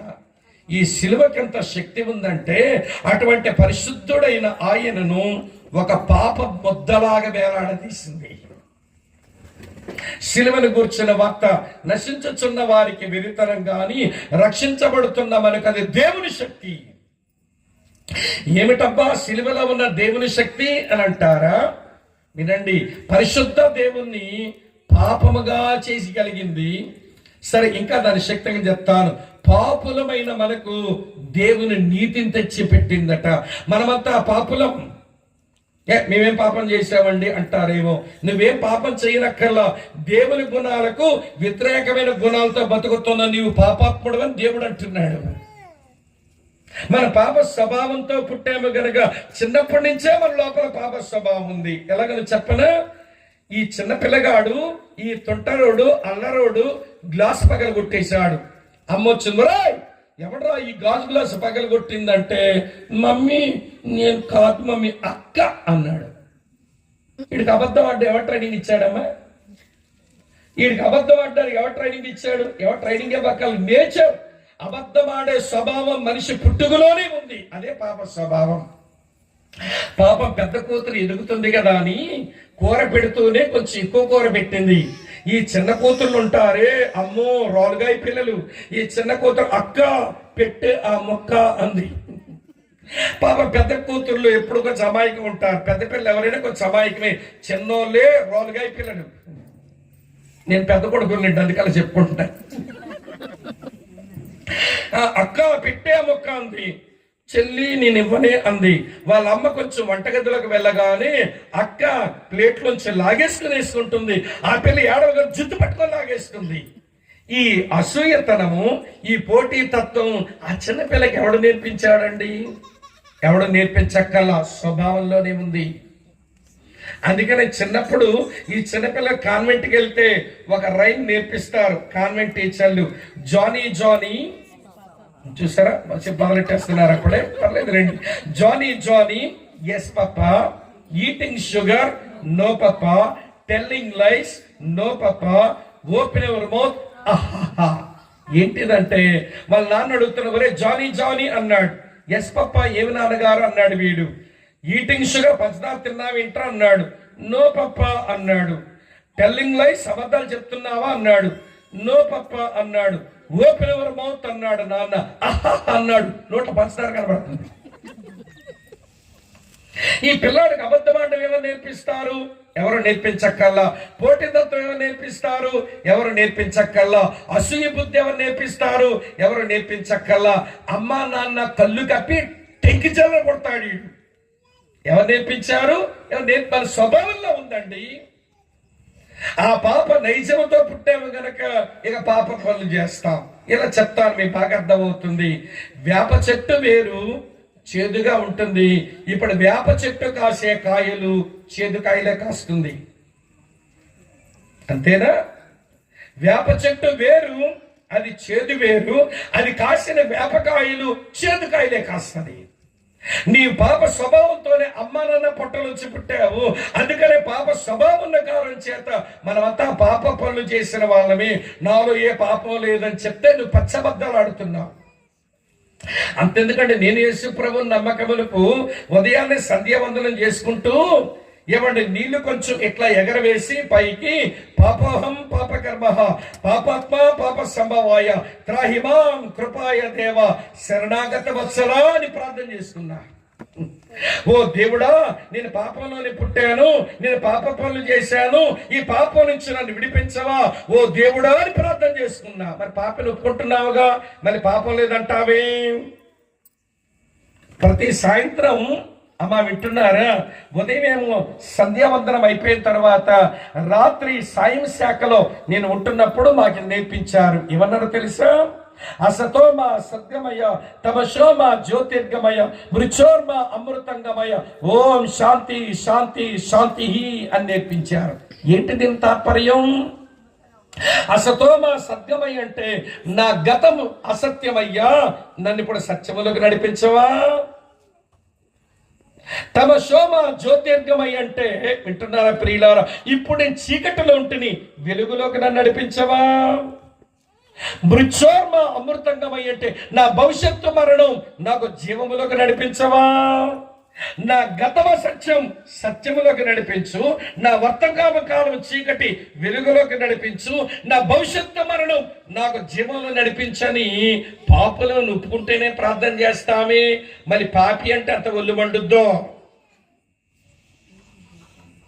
పాప స్వభావంతోనే పుట్టావు, పాప పనులు చేస్తున్నావు.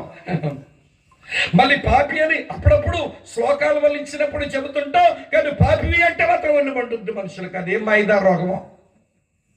వింటున్నారా? కనుక పాప స్వభావం తోటి పాప పనులు చేసినటువంటి మనకు ఈ రెండు కర్రలు ఏం తెచ్చాయో తెలుసా? దేవుని నీతిని తెచ్చాయట. దేవుని నీతి అంటే అర్థం ఏంటో తెలుసా అండి? ఇంగ్లీష్ లో God's righteousness is equal to right relationship with God అని అంటారు. దేవుని నీతి అంటే దేవునితో సత్సంబంధములోనికి వచ్చుట, దేవునితో సత్సంబంధములోనికి వచ్చుట.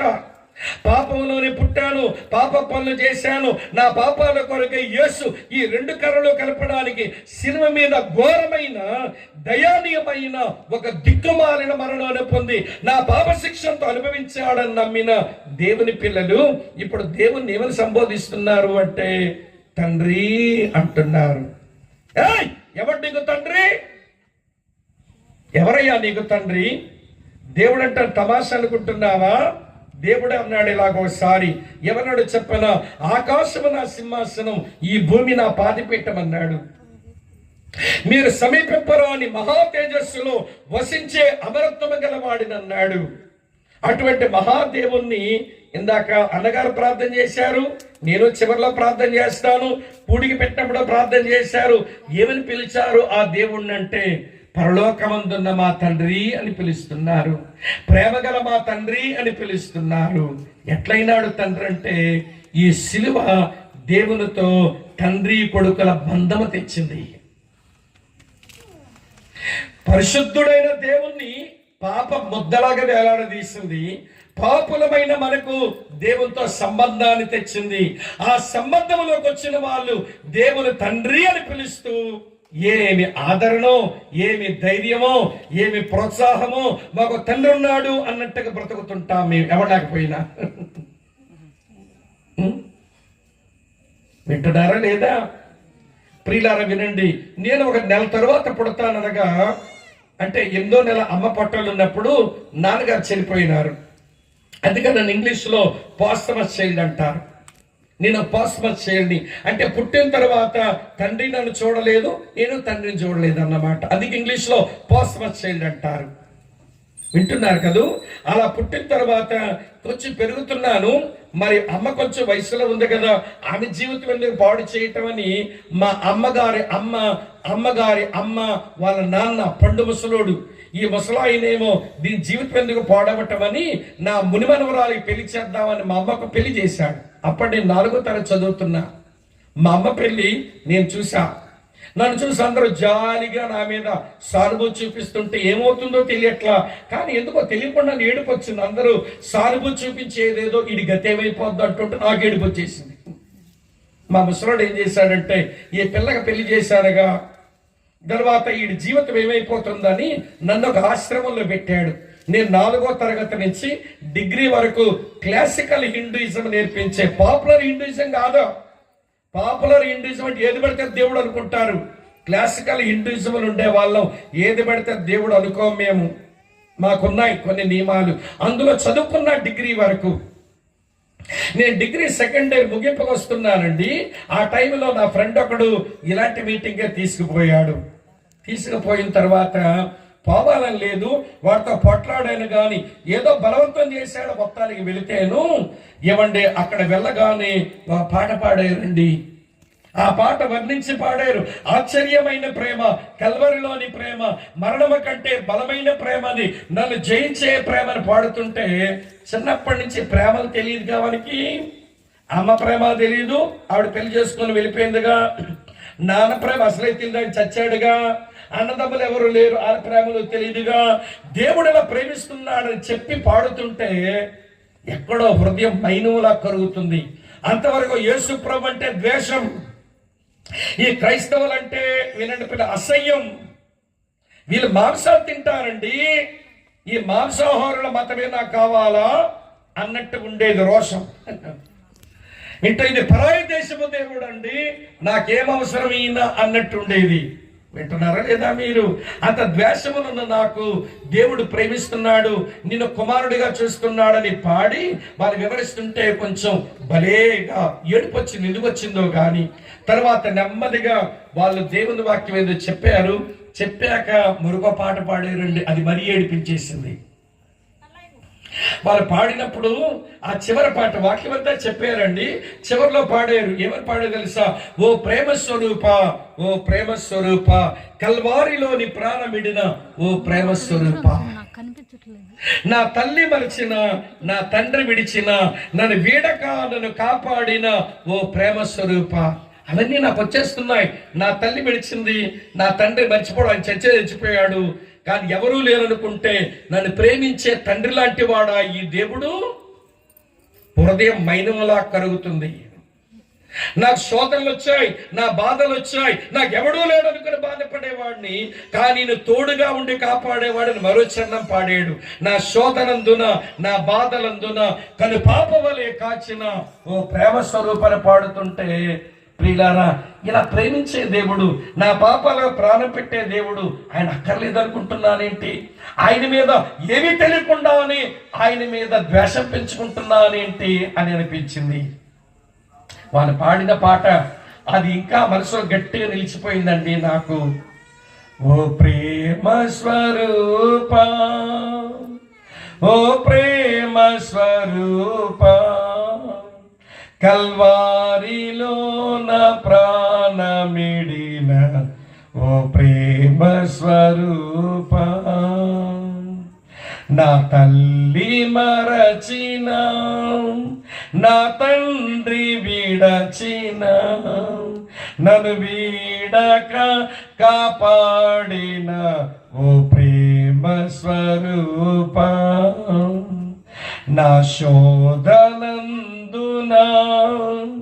నా బాధలందున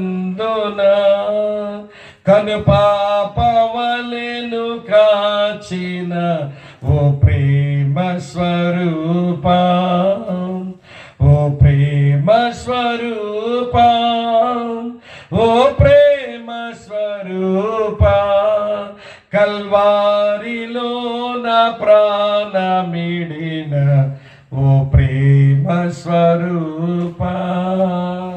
ఇంత బాగా ప్రేమించే ఆ దేవుడు నాకు తండ్రిగా ఉంటానంటే వద్దనుకొని పోతే నాకంటే బుద్ధిహీనుడు ఎవడుంటాడనిపించింది ఆ రోజున.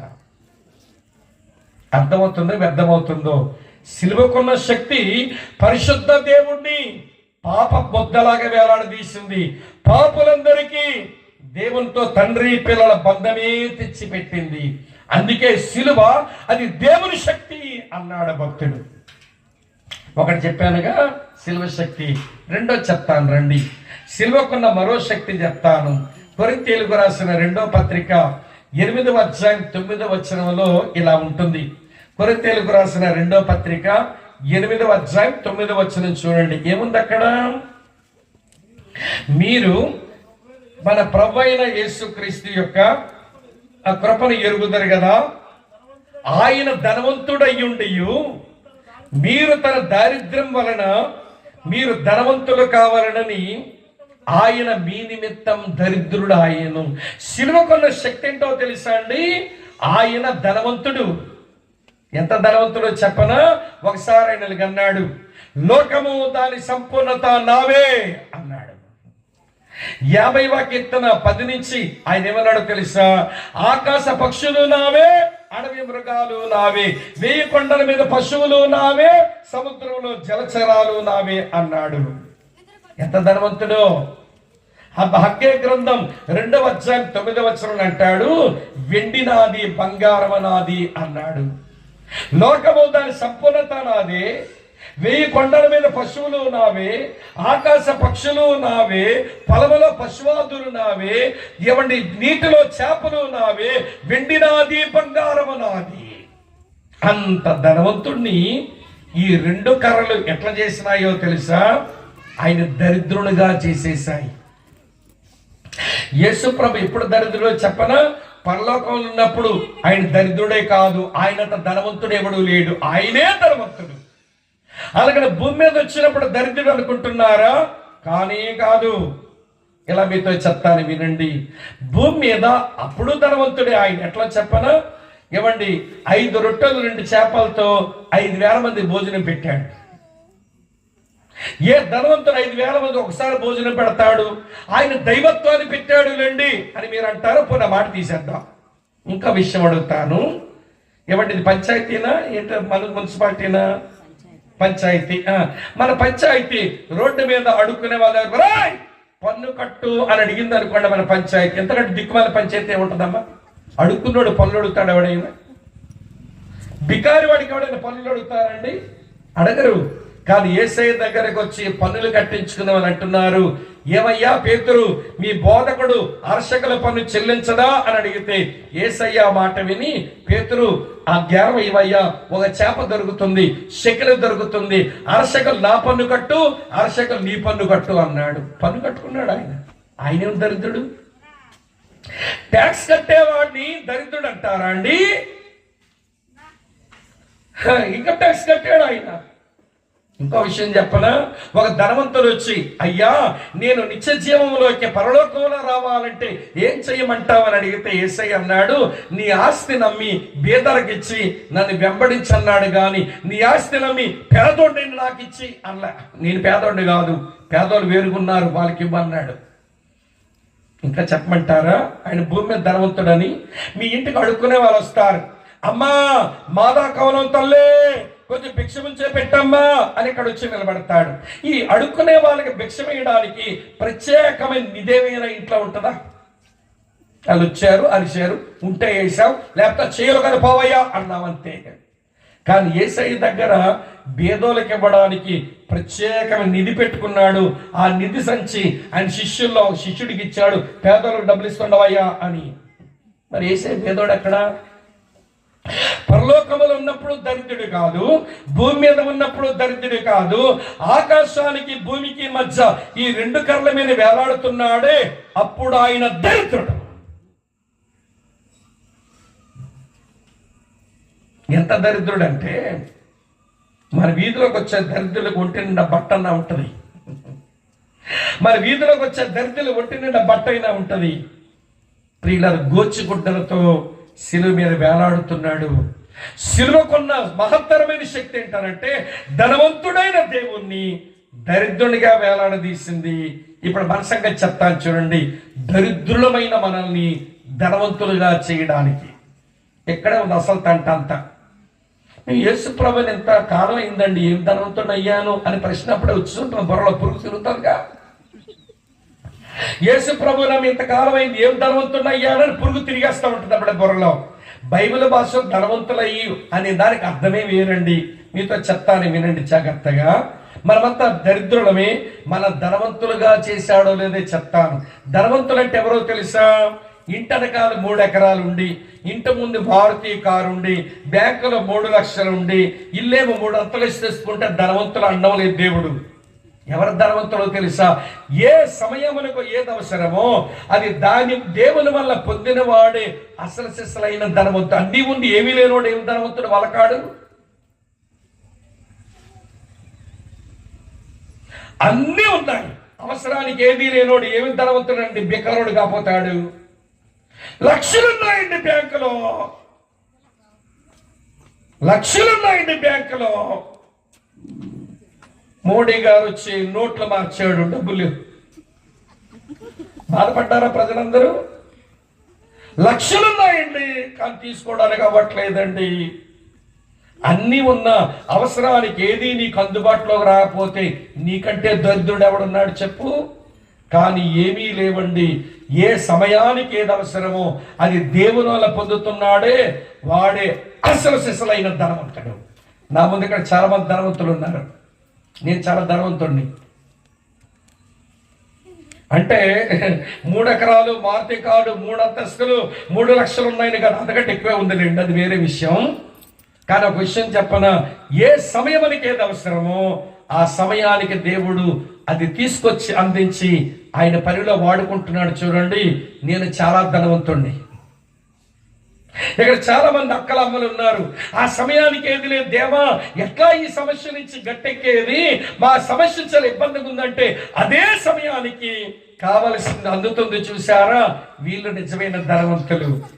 మీకు ఒక విషయం చెప్పనా, నవ్వుకుంటారేమో కానీ నిజంగా జరిగింది. ఒక దేశంలో యుద్ధం జరుగుతున్నదట. జరుగుతుంటే తలుపులన్నీ మూసేయండి, బాంబులు ఏమైనా వచ్చి తగిలితే ప్రాణాలు పోతాయంటే అందరూ తలుపులు వేసేసుకున్నారు. యుద్ధం జరిగి 3.5 రోజులు మొదలయ్యింది. ఒక ముసలామె వాళ్ళ మనవడే ఉన్నారట. ఆ ఇంట్లోకి ఎవరు లేరు, ఇంట్లో సరుకులన్నీ నిండుకున్నాయి.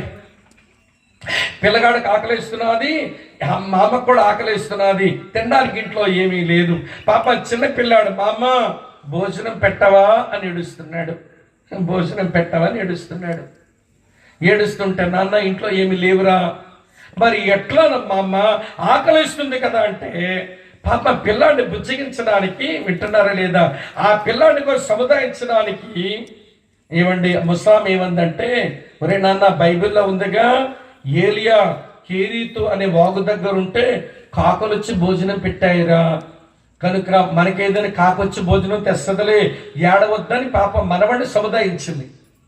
ఇక వీడి మనసులో ఒకటే ఆరాటం, ఏ కాకొచ్చుద్ది ఏం భోజనం తెచ్చుద్ది, ఏ కాకొచ్చుద్ది ఏం భోజనం తెచ్చుద్ది, దేవా కాకి పంపవా, కాకి పంప అంటున్నాడు వీడి పిల్లాడు. మనకు ప్రశ్న వచ్చిందట, మేమన్నీ తలుపులు వేసుకుంటే వచ్చే కాకి భోజనం ఏమిచ్చిపోద్ది అని కిటికీలు తీశాడు. కిటికీలు తీయగాల వీధిలో నడుస్తున్న ఒక సిపాయికి, ఆర్మీ మ్యాన్కేమో, ఎవడ్రా బాబు కిటికీ తీసిందని గబగబా కిటికీ వరకు వచ్చి, ఏ కిటికీ ఎందుకు తీసావు అని అడిగితే, సార్ మా నాన్నమ్మ చెప్పింది సార్, భోజనం ఏమో కాకులు తెస్తాయంట, ఇంట్లో మా తినడానికి ఏమీ లేదు, మా కాకొస్తుందని తలుపు తీసాను సార్ అన్నాడు. ఆ ఆర్మీ ఆఫీసరు ఆ చిన్న పిల్లాడి ఆ పసి హృదయం వాడికి ఎంత బాగా కరిగించిందో కానీ, తలుపేసాయి, కాకొస్తే చెప్తా నేను తలుపు తిందువుగా అన్నాడంట. సరే మొత్తాన్ని మళ్ళీ పిల్లాడు తలుపేసేసాడు. కాకెలా వస్తుంది, కాకెలకు వస్తుంది, భోజనం ఎట్లా తెస్తుంది అనుకుంటున్నాడు. ఆర్మీ ఆఫీసరే ఏమంటే బయటకు వచ్చి ఒక 2-3 రోజులకు కావలసినటువంటి రొట్టెలు, అమ్మ వింటున్నారా, స్వీట్లు, చాక్లెట్స్, ఏమంటే పండ్లు ఇవన్నీ కొనేసి కిటికీ దగ్గరకు వచ్చి తలుపు కొట్టాడంట. పిల్లాడు తలుపు తీశాడు. సార్ అంటే, ఇదిగో తీసుకో అంటే, మరి కాకి రాలేదేంటి అన్నాడట. ఆర్మీ ఆఫీసర్ నేనే కాకిని అన్నాడట. తీసుకో, దేవుడు పంపించిన కాకినరా నేను, తీసుకో భోజనం. చిన్న పిల్లవాడి విశ్వాసాన్ని దేవుడు ఎంత బాగా గౌరవించాడో. దేవా, అవసరం వచ్చింది, ఏలియాకు భోజనం కావలసిన సమయం, కాకులతో భోజనం పంపించిన దేవుడు, నాకు కూడా ఏదో చేస్తావని పిల్లాడు చూశారు. కిటికీలు తెరిచి వాడు విశ్వాసం చూపిస్తే దేవుడు ఆ విశ్వాసాన్ని గౌరవించి అవసరానికి కావలసిన భోజనం అందించాడు. ఇప్పుడు చెప్పండి, ఆ సిటీలో లక్షల డబ్బులు ఉంటే ఉండొచ్చు, వాళ్ళకి ఇంట్లో భోజనం లేదు, పిల్లవాడి దగ్గర ఇంట్లో మామ దగ్గర ఏమీ లేదు, కానీ 3 రోజులు భోజనం వచ్చింది. వాళ్ళు ధనవంతులా, వీళ్ళు ధనవంతులా? చెప్పండి. అర్థమైందా? వ్యర్థమైందా? ఏంటో అట్లా చూస్తారు గుడ్ల గోపల్లాగా. చెప్పండి, అర్థమైందా మీకు? చెప్పండి. సిలువకున్న మహత్తరమైన శక్తి పాపమెరగని పరిశుద్ధ దేవుణ్ణి పాప ముద్దలాగా చేసింది, పాపులైన మనుషులకు దేవునితో సంబంధాన్ని తెచ్చింది. ఆ సిలువకున్న మహత్తరమైన శక్తి ధనవంతుడైన దేవుణ్ణి దరిద్రుడిగా వేలాడదీసింది, దరిద్రుడైన మనుషులకు ప్రతి అవసరము తీర్చబడి ఆ ధనవంతులుగా చేసేసింది. యేసు ప్రభు సిలువలో చనిపోయింది మన ప్రతి అవసరం తీర్చడానికేనట. ఫిలిప్పీ 4:19 ఇలా రాసి ఉంటుంది, దేవుడు తన కుమారుడైన యేసుక్రీస్తు యొక్క తన మహిమైశ్వర్యం చొప్పున యేసు మీ ప్రతి అవసరమును తీర్చను. సిలువలో ఆయన మరణించింది మన ప్రతి అవసరము తీర్చబడే ఆశీర్వాదాన్ని కొనేశాడు. అక్కడ మన ప్రతి అవసరము తీర్చబడే దీవెని సంపాదించి పెట్టాడు సిలువలో. దరిద్రుడై, చేతగానోడా, సృష్టికర్త చేతగానోడా, తన ధర్మమును నెరవేర్చేందుకు, మనుషులకు మేలు కలిగించేందుకు ఒక దరిద్రుడిగా, ఒక దిగంబరిగా గోచికుంటే వేలాడితే నీకు చవకైపోయాడా? అర్థం చేసుకోలేని మట్టి బుద్ధ మనిషివి. ఈ మట్టి బుద్ధను మదిలో పెట్టుకుని ఆలోచించే నీకు దైవత్వ సంగతులు ఏం బాధపడతాయి? సిలువ దేవుని శక్తి. ఇంకెక్కువ చెప్పలేని, ఇంకొకటి చెప్పి ముగించేస్తా. ఆకలి అవుతుందా లేదా? నిజం చెప్పండి, పర్వాలేదు. ఆకలి ఇట్లేదమ్మా, మీకు వినే ఒప్పుకుందా? నాకు ఆకలి వేస్తుంది మరి. సరే, 3వ సంగతి చెప్పాను, ముగిస్తాను. 3వ సంగతి చెప్తాను, వినండి ప్రియులారా. గలతీయులకు రాసిన పత్రిక 3వ అధ్యాయం 13-14 వచనాల్లో ఇలా రాసి ఉంది. గలతీయులకు రాసిన పత్రిక 3వ అధ్యాయం 13-14 వచనాలు చదవండి. ఏం రాసిందో? ఆత్మను గూర్చిన వాగ్దానం విశ్వాసం వలన మనకు కలుగుటకై అబ్రాహాము పొందిన ఆశీర్వచనం క్రీస్తు యేసు ద్వారా అర్ధించునులమైన మన కలుగుటకై క్రీస్తు మన కోసం శాపగ్రస్తుడు ఆయను. తర్వాత చదవండి అన్న. ఇంకోటి ఉంది, మన ధర్మశాస్త్ర శాపము నుంచి విమోచించుటకై మ్రాను మీద వేలాడిన ప్రతివాడు శాపగ్రస్తుడు అని రాసి ఉంది. ఆ 2 వచనాలు ఏం చెప్తున్నాయో తెలుసా? వినండి. సిలువకున్న మహత్తరమైన శక్తి ఏంటనంటే ఆశీర్వాదానికి కర్తైన దేవుణ్ణి శాపగ్రస్తునిగా వేలాడదీసింది. యేసు ఆశీర్వాదములకు కర్త. మానవుడిని చేసిన తర్వాత మనిషితో అతను పలికిన మొదటి మాటే ఆశీర్వాదం మాట. ఆదికాండం 1:28 ఆయన ఏం మాట్లాడాడు తెలుసా? దేవుడు వారిని ఆశీర్వదించి, ఆశీర్వాదమే ముందు మాట్లాడు, ఆజ్ఞ కాదు, వాగ్దానం కాదు. దేవుడు వారిని ఆశీర్వదించి మీరు ఫలించి అభివృద్ధి పొంది విస్తరించి భూమి నిండించండి అని ఆశీర్వదించాడు. బిలాము అనే ఒక పెద్ద మనిషిలాగా అన్నాడు. సంఖ్యాకాండం 24:1 వచనంలో ఇశ్రాయేలీలు అంటే దేవుడు తన ప్రజలను దీవించడం అతనికి ఇష్టమైన పని అంట. ఇష్టమైన పని. ఆయన ఆశీర్వదించేవాడు, ఆశీర్వాదం అనే కర్త. అటువంటి ఆశీర్వాదానికి మూలం, ఆశీర్వాదానికి కర్త, ఆశీర్వాద సాధనమైన ఆయనను ధర్మశాస్త్రంలో ఏమి రాసిందంటే మ్రాను మీద వేలాడి చచ్చిన ప్రతి వాడు శాపగ్రస్తుడు అని దేవుడే రాయించాడు. ఇప్పుడు ఆయనే ఆ మ్రాను మీద వేలాడుతుండగా ఆశీర్వాదానికి మూలమైన కర్త అయిన సాధనమైన దేవుడు శాపగ్రస్తుడుగా వేలాడాడు. సిలువకి ఎంత శక్తి ఉందంటే ఆశీర్వాదానికి మూలమైన దేవుణ్ణి శాపగ్రస్తుడిగా వేలాడదీసింది. మరి మనకెంత తెచ్చిందో చెప్పనా? మనం శాపగ్రస్తులం తెలుసా మీకు? ఎలాగ శాపగ్రస్తులం అంటే మీరు అంటారేమో, మొదటి కొరింథీ పత్రిక 16:22 ఉంటుంది. మొదటి కొరింథీ 16:12 ఏముంటుంది? ప్రభువుని ప్రేమింపని ప్రతివాడు శాపమునందును గాక. నేను సృష్టించిన నువ్వు ప్రేమించకపోతే, నీ పోషిస్తున్న దేవుణ్ణి ప్రేమించకపోతే, ప్రభువుని ప్రేమింపని ప్రతివాడు శపించబడునుగా అని రాసి ఉంది లేఖనంలో. ఇంకో విషయం చెప్పనా? ప్రభువుని ప్రేమింపక శాపగ్రస్తులం మరో దగ్గర ఉంది. అదే గలతీ పత్రిక 3:10 రాసి ఉంటుంది. ధర్మశాస్త్రం విధించిన కట్టడలు యందు నిలకడగా ఉండని ప్రతివాడు శాపగ్రస్తుడు. దేవుడు ధర్మశాస్త్రంలో బోల్డ్ అనే ఆజ్ఞలు నియమించాడు. ధర్మశాస్త్రం ఎన్ని ఆజ్ఞలు ఉన్నాయి చెప్పండి? అరే బైబిల్ పరిచయం ఉన్న వాళ్ళని చెప్పండి అమ్మా. ఎన్ని ఆజ్ఞలు ఉన్నాయి ధర్మశాస్త్రంలో? 10 ఆజ్ఞలు. సండే స్కూల్ పిల్లలు జవాబు. పెద్దోళ్ళు చెప్తే ఏమనుకోవాలి? సిలువే చంపేయాలి మిమ్మల్ని. సండే స్కూల్ పిల్లలు జవాబు అండి 10 ఆజ్ఞలు అన్నమాట. ధర్మశాస్త్రం ఎన్ని ఆజ్ఞలు ఉన్నాయి? 613 ఆజ్ఞలు ఉన్నాయి. సంస్కారపాజ్ఞలు ఇచ్చాడు, సాంఘికాజ్ఞలు ఇచ్చాడు, నైతికాజ్ఞలు ఇచ్చాడు, ఆహారపాజ్ఞలు ఇచ్చాడు. తన దగ్గరకు వచ్చిన ఎలా రావాలో, ఏమర్పించాలో సంస్కారపాజ్ఞలు ఇచ్చాడు. సమాజంలో బతికినప్పుడు సాటి మనిషిగా మేలు కలిగించేలాగా ఎలా బతకాలో సాంఘికాజ్ఞలు ఇచ్చాడు. నైతిక జీవితం బాగుండడం కొరకు నైతికాజ్ఞలు ఇచ్చాడు. ఏమి తినాలో, ఏమి తినొద్దో, ఏమి తింటే ఆరోగ్యమో, ఏది తింటే అనారోగ్యమో ఆహారపాజ్ఞలు కూడా ఇచ్చాడు. ఈ ధర్మశాస్త్రంలో ఆజ్ఞలు వింటున్నారా? పాటించని ప్రతివాడు శాపగ్రస్తుడు అన్నాడు. 613 మనం ఎక్కడ పాటిస్తాం? ఎలా అడుగుతాను చెప్పండి. మీకు బొమ్మిడాల పులుసు ఇష్టమేనా? ఏమనుకో చెప్పండి, ఇప్పుడు వండి పెట్టండి. బొమ్మిడాల పులుసు ఇష్టమేనా అంటే అబ్బాయి ఎంత బాగుంటాయో. బొమ్మిడాలకు అమ్మ వింటున్న బిల్ల పులుసు ఉండదు. బిల్ల పులుసు లేని చేప మీరు తినొద్దు, దానివల్ల కొన్ని అనారోగ్యాలు వస్తాయని దేవుడు చెప్పాడు. మీరు పులుసు అంటే ఎంతమందికి ఇష్టం? మీకు తెలియదు రండి. ఈస్ట్ గోదావరి, వెస్ట్ గోదావరి పులస చేపతో తెలుస్తుంది. ఒక సామెతం తెలుసా? ఎవడు పుస్తులు అమ్ముకోనైనా పులస తినాలట,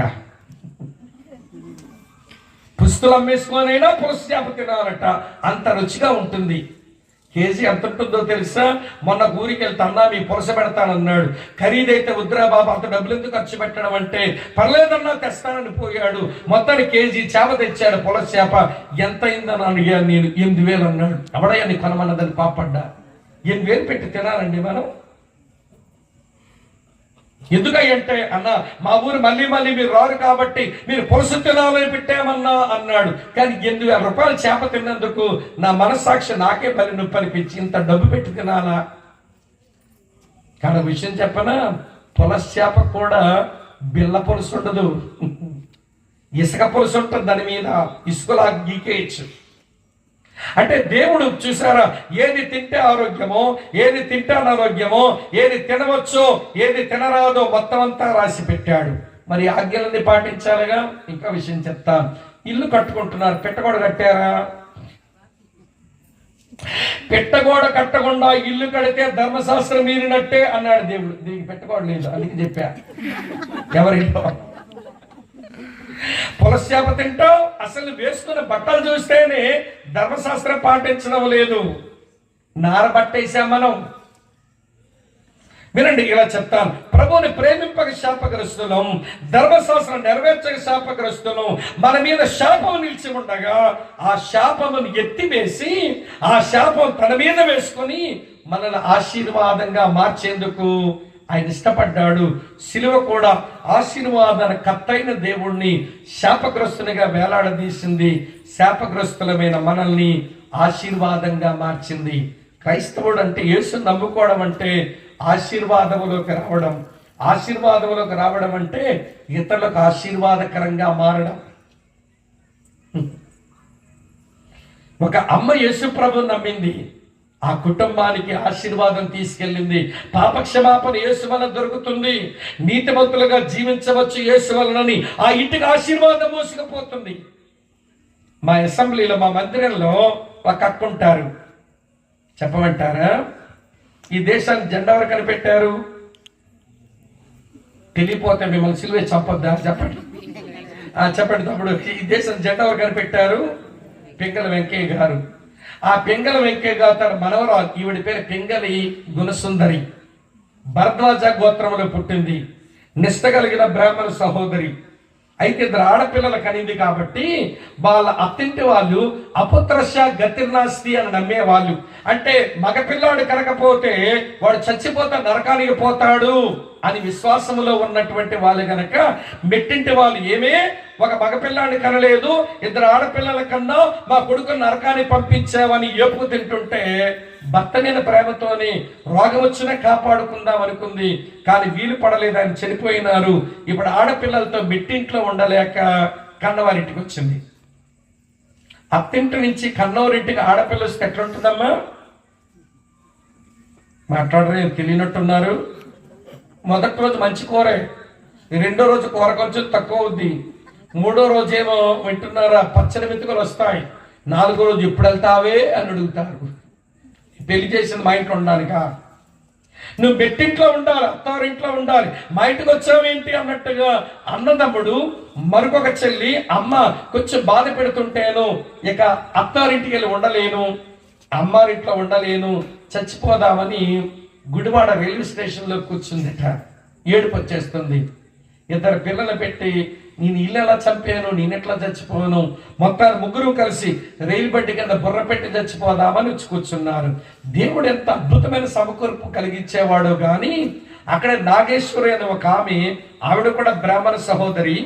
ఆవిడ చూసి ఏంటమ్మా నువ్వు ఎందుకలా ఏడుస్తున్నావంటే, మేడం నా పరిస్థితి ఎట్లుంది అని అంటే, మాకు విజయనగరం జిల్లా గరివిడిలో ఒక ఆర్గనైజేషన్ ఉంది, నీకేదైనా ఉద్యోగం ఇస్తా, చావాల్సిన పని లేదు, నీ పిల్లలు చదివించుకుందో రా అని చెప్పి అదే ట్రైన్లో ఆమె విజయనగరం తీసుకొచ్చేసింది. ఆమెకున్న సోషల్ ఆర్గనైజేషన్లో మా పింగళ గుణసుందరమ్మకు ఒక చిన్న ఉద్యోగం ఇస్తేను ఆ ఉద్యోగం చేసుకుంటూ పిల్లల్ని చదివించుకుంటా ఉంది. ఆఫీసులోనే ఒక పాప ఉంటుంది, ప్రశాంత్, ఆ పిల్ల పేరు. అమ్మ చచ్చిపోయింది, నాన్న చచ్చిపోయాడు, కానీ ఎప్పుడూ నవ్వుతా ఉంటది, ఏదో పాడుకుంటా ఉంటే ఈ పంతులమ్మ అడిగిందట, ప్రశాంతి మీకు నాన్న లేడు, అమ్మ లేడు, అన్నదమ్మ లేరు, అక్క చెల్లి లేరు, ఎప్పుడు నవ్వుతూ ఏదో పాడుకుంటుంటావు, నీ ఆనందానికి కారణం ఏంటి అని అడిగిందంట. అడిగితేను మా ప్రశాంతి చెప్పింది, మేడం మాకు కుటుంబం ఉంది మేడం, ఆ కుటుంబాన్ని బట్టే సంతోషం అని చెప్పిందట. ఈ పత్రం అడిగింది, ఆ కుటుంబంలో నేను రావచ్చా, అందులో చేరొచ్చా అని అడిగితే, రెండు మేడం తీసుకెళ్తానని అమ్మ మొత్తానికి తీసుకుని వచ్చింది. తీసుకుని వచ్చేసరికి మేము బైబిల్ స్టడీ చేస్తున్నాం. యేసయ్య పాటలు పాడుతుంటే ఈ పంతులం అనుకుందట, ఈ దొంగ ప్రశాంతి నన్ను క్రైస్తవులో కలిపడానికి తెచ్చింది, నేను మోసపోయాను అనుకుందట. మొత్తాన్ని వాక్యం వినింది, పాటలు వినింది, తర్వాతగా నాతో పోట్లాటకు దిగింది. శ్లోకాల యుద్ధం నీకే తెలుసు, నాకు తెలుసు, నువ్వే పుట్టావా, నేను అందులోనే పుట్టా. మొత్తానికి కొంచెం వాగ్వాదం జరుగుతూ 2 గంటలు వాదించిందండి. చిన్నప్పటి నుంచి నిష్ట కలిగిన బ్రాహ్మణ సహోదరేమో భరద్వాజ గోత్రంలో పుట్టింది, పింగళ వంశంలో ఏమండి పుట్టి పెరిగింది, టంగుటూరు వారి వంశంలోకి కోడల పిల్లగెళ్ళింది. చాలా నిష్ట కలిగిన ఆవిడేమో ఏదేదో చెబుతుంటే నాకు తెలిసిందేదో నా కొంచెం నేను చెప్పేసరికి చివరికి ఆమెకి అంగీకరించాలనిపిస్తుంది కానీ అహమడ్డం వస్తుంది. పంతులమ్మనుగా ఈ క్రైస్తవులు ఎట్లా కలవను అని అహమడ్డం వస్తుందంట. చివరికి అన్నాడు, మేడం ఇంతకంటే నేను ఎక్కువ చెప్పలేనమ్మా, ఇగో నా దగ్గర బైబిల్ ఉంది, ఈ బైబిల్ దేవుడు మాట్లాడుతాడు తల్లి, ఇంటికి వెళ్ళాక ఎప్పుడైనా కష్టం వస్తే ఈ బైబిల్ తెరిచి వాక్యం చదవండి, దేవుడు మీతో మాట్లాడతాడు అంటే మరికొంచెం ఒళ్ళు మండింది. నేను చిన్నప్పటి నుంచి ఇన్ని దేవుళ్ళు దేవతల ముఖ్యాన్ని ఎవడూ నాతో మాట్లాడలేదు, ఈ క్రైస్తవ దేవుడు యేసు ప్రభు మాట్లాడతాడా అని కోపం వచ్చిందంట. బైబిల్ తీసుకెళ్ళింది, ఇంటికి వెళ్ళి మంచం కింద ఇసిరి పడేసింది. మంచం మీద పడుకుందట, నిద్ర వస్తలేదు. ఎందుకు నిద్ర రావట్లేదంటే నేను చెప్పిన జవాబులన్నీ ఆలోచిస్తా ఉంది, పిచ్చెక్కిపోతుందంట, నిద్ర రావట్లేదు. 2:30-3 గంటల సమయంలో కొంచెం మగత పట్టి నిద్రపోదామని పడుకుంటే, ఇది నిజంగా జరిగింది, ఇది అనగనగా చెప్పే కథ కాదు, ఇప్పుడు ఉంది మా సహోదరి మా దగ్గరే. గదంతా వెలుగైందంట. ఆ గదిలో నుంచి వెలుగు వచ్చి నింపబడేక ఆ వెలుగులోంచి స్వరం వినబడుతుంది. ఈమెకి ఏమని వినబడిందంటే, నీకు చీకట్లో చెప్పుతున్నది నువ్వు వెలుగులోకి వెళ్ళి ప్రకటించు, నీ చెవిలో నేను చెప్పుతున్నది మేడ మీద ప్రకటించు అని వినబడిందట. ఒళ్ళంతా ఉనికిపోయింది, భయం వచ్చేసింది, వెలుగు వెళ్ళిపోయిందట. మళ్ళీ మామూలు గదే. ఇప్పుడు తెల్లవారుద్దా, ఎప్పుడు వెళ్ళి ఆ బ్రదర్ని కలుద్దామని మొత్తాన్ని ఉదయాన్ని ఆటో వేసుకుని వచ్చింది. వచ్చి బైబిల్ దేవుడు మాట్లాడతాడన్నారు, దేవుడు మాట్లాడాడు, దెయ్యం మాట్లాడిందో తెలియదు కానీ నేను రాత్రి నిద్ర పట్టలేదయ్యా, బైబిల్ మంచం కింద విసిరేశాను, పడుకుంటే నా గది నిండా వెలుగయ్యాక ఒక మాట వినబడింది బాబు అంది. ఏంటి మేడం అన్నాను. నీ చెవిలో చెప్పబడింది మిద్దెల మీద ప్రకటించు, చీకట్లో నీకు చెప్పింది వెలుగులో చెప్పు అని వినబడింది. ఏంటయ్యా అర్థం అంది. నాకు సంతోషం, ఎందుకంటే అది బైబిల్ మాటే. మేడం తీయం ఒకసారి చూపిస్తానని మత్తయి సువార్త 10:27 తెరిచి చూపించా. అక్కడ అదే రాసి ఉంది, చీకటిలో నీకు చెప్పబడింది వెలుగులో నువ్వు చెప్పాలి, నీ చెవిలో చెప్పబడింది మిద్దెల మీద ప్రకటించా. ఇదే మాట అండి. అవును మేడం, ఈ మాటతోనే దేవుడు మీతో మాట్లాడాడు. ఆ రోజున నిష్ట కలిగిన ద్రవిడ బ్రాహ్మణ కుటుంబానికి చెందిన మా సోదరి ప్రభునందు విశ్వాసం ఉంచింది, పాప క్షమాపణ పొందింది, దేవుని బిడ్డగా మారింది, పిల్లలిద్దరిని బాగా చదివించుకుంది, వాళ్ళకు కూడా మంచి పెళ్ళిళ్ళు చేసింది. ఆమె టీచర్. ఏ ప్రాంతానికి వెళ్తే ఆమె మామూలు ఉద్యోగానికి వచ్చింది. తర్వాత చర్చ్ వాళ్ళమే బీడీ చదివించాం. ఆ అమ్మ బాగా చదువుకుందని బీడీ అయిపోయింది. తర్వాత సెక్యులర్ గవర్నమెంట్ లో ఉద్యోగం వచ్చింది. ఏ ఊరికి వెళ్ళి ఉద్యోగం చేసినా యేసు ప్రభువుకు దేవుడు ఎలాగ పాప క్షమాపణ కలుగుద్దు, ఎలాగ మంచి జీవితం వచ్చుద్దు, ఏ ఊరు వెళ్తే ఆ ఊరు చెప్పుద్ది. ఇప్పుడు 3 ఊర్లు ట్రాన్స్ఫర్ అయ్యింది. ఆమె ఉద్యోగం వచ్చాక 3 ఊర్లో మీలాగే మందిరం కట్టి సేవ చేయాల్సి, ఏ ఊరు వెళ్తే ఆ ఊర్లో మందిరం కట్టాల్సిందేమి,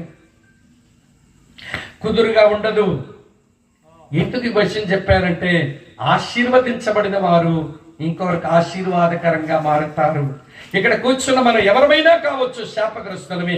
దేవుని ప్రేమించక శాపగ్రస్తులం, ధర్మశాస్త్రం నెరవేర్చక శాపగ్రస్తులం. ఈ శాపగ్రస్తులమైన మనల్ని ఆయన ఆశీర్వాదకరంగా మార్చడానికి ఆ 2 కర్రల మీద శాపగ్రస్తుడుగా వేలాడాడు. ముగించేస్తున్నాను, వినండి. ఇప్పుడు క్రీస్తు దేవుని శక్తి, ఆయన దేవుని జ్ఞానమునై ఉన్నాడు. మనలో శారీరక బలహీనత ఉంది, మనలో మానసిక బలహీనత ఉంది, మనలో ఆధ్యాత్మిక బలహీనత ఉంది. ఈ బలహీనతలు చాలినంత బలం యేసయ్యలోనే ఉంది. యేసయ్యలో ఉన్న అనేక బలాలు, ఒకటే చెప్పా, 8 బలాలు నాకు తెలుసు. మరి 8 చెప్పాలంటే 8 రాత్రులు కూర్చోవాలి అక్కడ. నేను 8 రోజులు అక్కడ ఉండాలి. నాకు బోల్డని పనులు ఉంటాయిగా, నేను ఈ ఊరోడేం కాదుగా. వినండి, 8 బలాలున్నాయి యేసులో. అందులో ఒక బలం శిలువ బలం, శిలువ శక్తి. ఏమిటబ్బా ఈ శిలువకున్న శక్తి అంటే, పరిశుద్ధ దేవుణ్ణి పాపముగా వేలాడదీసింది, పాపులకు దేవునితో సంబంధాన్ని తెచ్చింది. ధనవంతుడైన దేవుణ్ణి దరిద్రుడిగా వేలాడదీసింది, దరిద్రుడైన మనుషుల్ని ప్రతి అవసరము తీర్చబడి ధనవంతులుగా చేసింది. ఆశీర్వాదాన్ని కత్తైన దేవుణ్ణి శాపగ్రస్తునిగా వేలాడదీసింది, శాపగ్రస్తులైన మనుషుల్ని ఆశీర్వాదంగా మార్చింది. ఇప్పుడు అడుగుతున్నాను ఒక మాట, సిలువ చెంతకు వస్తావా? సిలువ మీద వేలాడి పాప క్షమాపణ సంపాదించి, నీతిని సంపాదించి, మన ప్రతి అవసరము తీర్చే దీవెని సంపాదించి, భూమి మీద బ్రతికంత కాలం దేవుని బిడ్డలుగా జీవించి, చనిపోయిన తర్వాత మన్నైన శరీరం అది మట్టికి పోయిన తర్వాత నీ ఆత్మ యుగయుగాలు దేవునితో ఉండే ఆశీర్వాదం ఈ సిలువ తెచ్చిపెట్టింది. చూస్తావా సిలువ వైపు? చూడుము ఈ క్షణమే కల్వారిని. ఇందాకెవరో పాడినట్టుకున్నారు. చూడు ఒక్కసారి ఈ క్షణమే కల్వారిని. ధనవంతుడైన దేవుడు దరిద్రులుగా చేయబడి, దరిద్రులమైన మనల్ని ధనవంతులుగా చేయగోరితే, పాపులమైన మనల్ని దేవునితో సంబంధం తెచ్చిపెడితే, శాపగ్రస్తులమైన మనల్ని ఆశీర్వాదంగా మార్చే ఆయన శిలువ కార్యం నిన్ను ప్రేమించి చేశాడు, నన్ను ప్రేమించి చేశాడు. నీ పాపపు శిక్ష నువ్వు భరించలేవని ఎరిగిన ఆ దేవుడు ఆయనే శిక్షణ భరించి నీకు ఆశీర్వాదం తెచ్చిపెట్టాడు. మీరు అనొచ్చు, బాబు ఇంతసేపు విన్నావు, అయితే ఏం చెయ్యాలి అని అంటే, నువ్వేదో కానుక పట్టుకురానక్కర్లేదు, నువ్వేమో తంటాలు పడక్కర్లేదు, తపస్సులు చేయనక్కర్లేదు, సర్కాలు చేయనక్కర్లేదు. యేసుక్రీస్తు ప్రభువా, నేను పాప స్వభావంలో పుట్టాను, నేను పాప పనులే చేశాను, తెలుసో తెలియక ఎన్నో తప్పిదాలు జరిగి ఉంటాయి.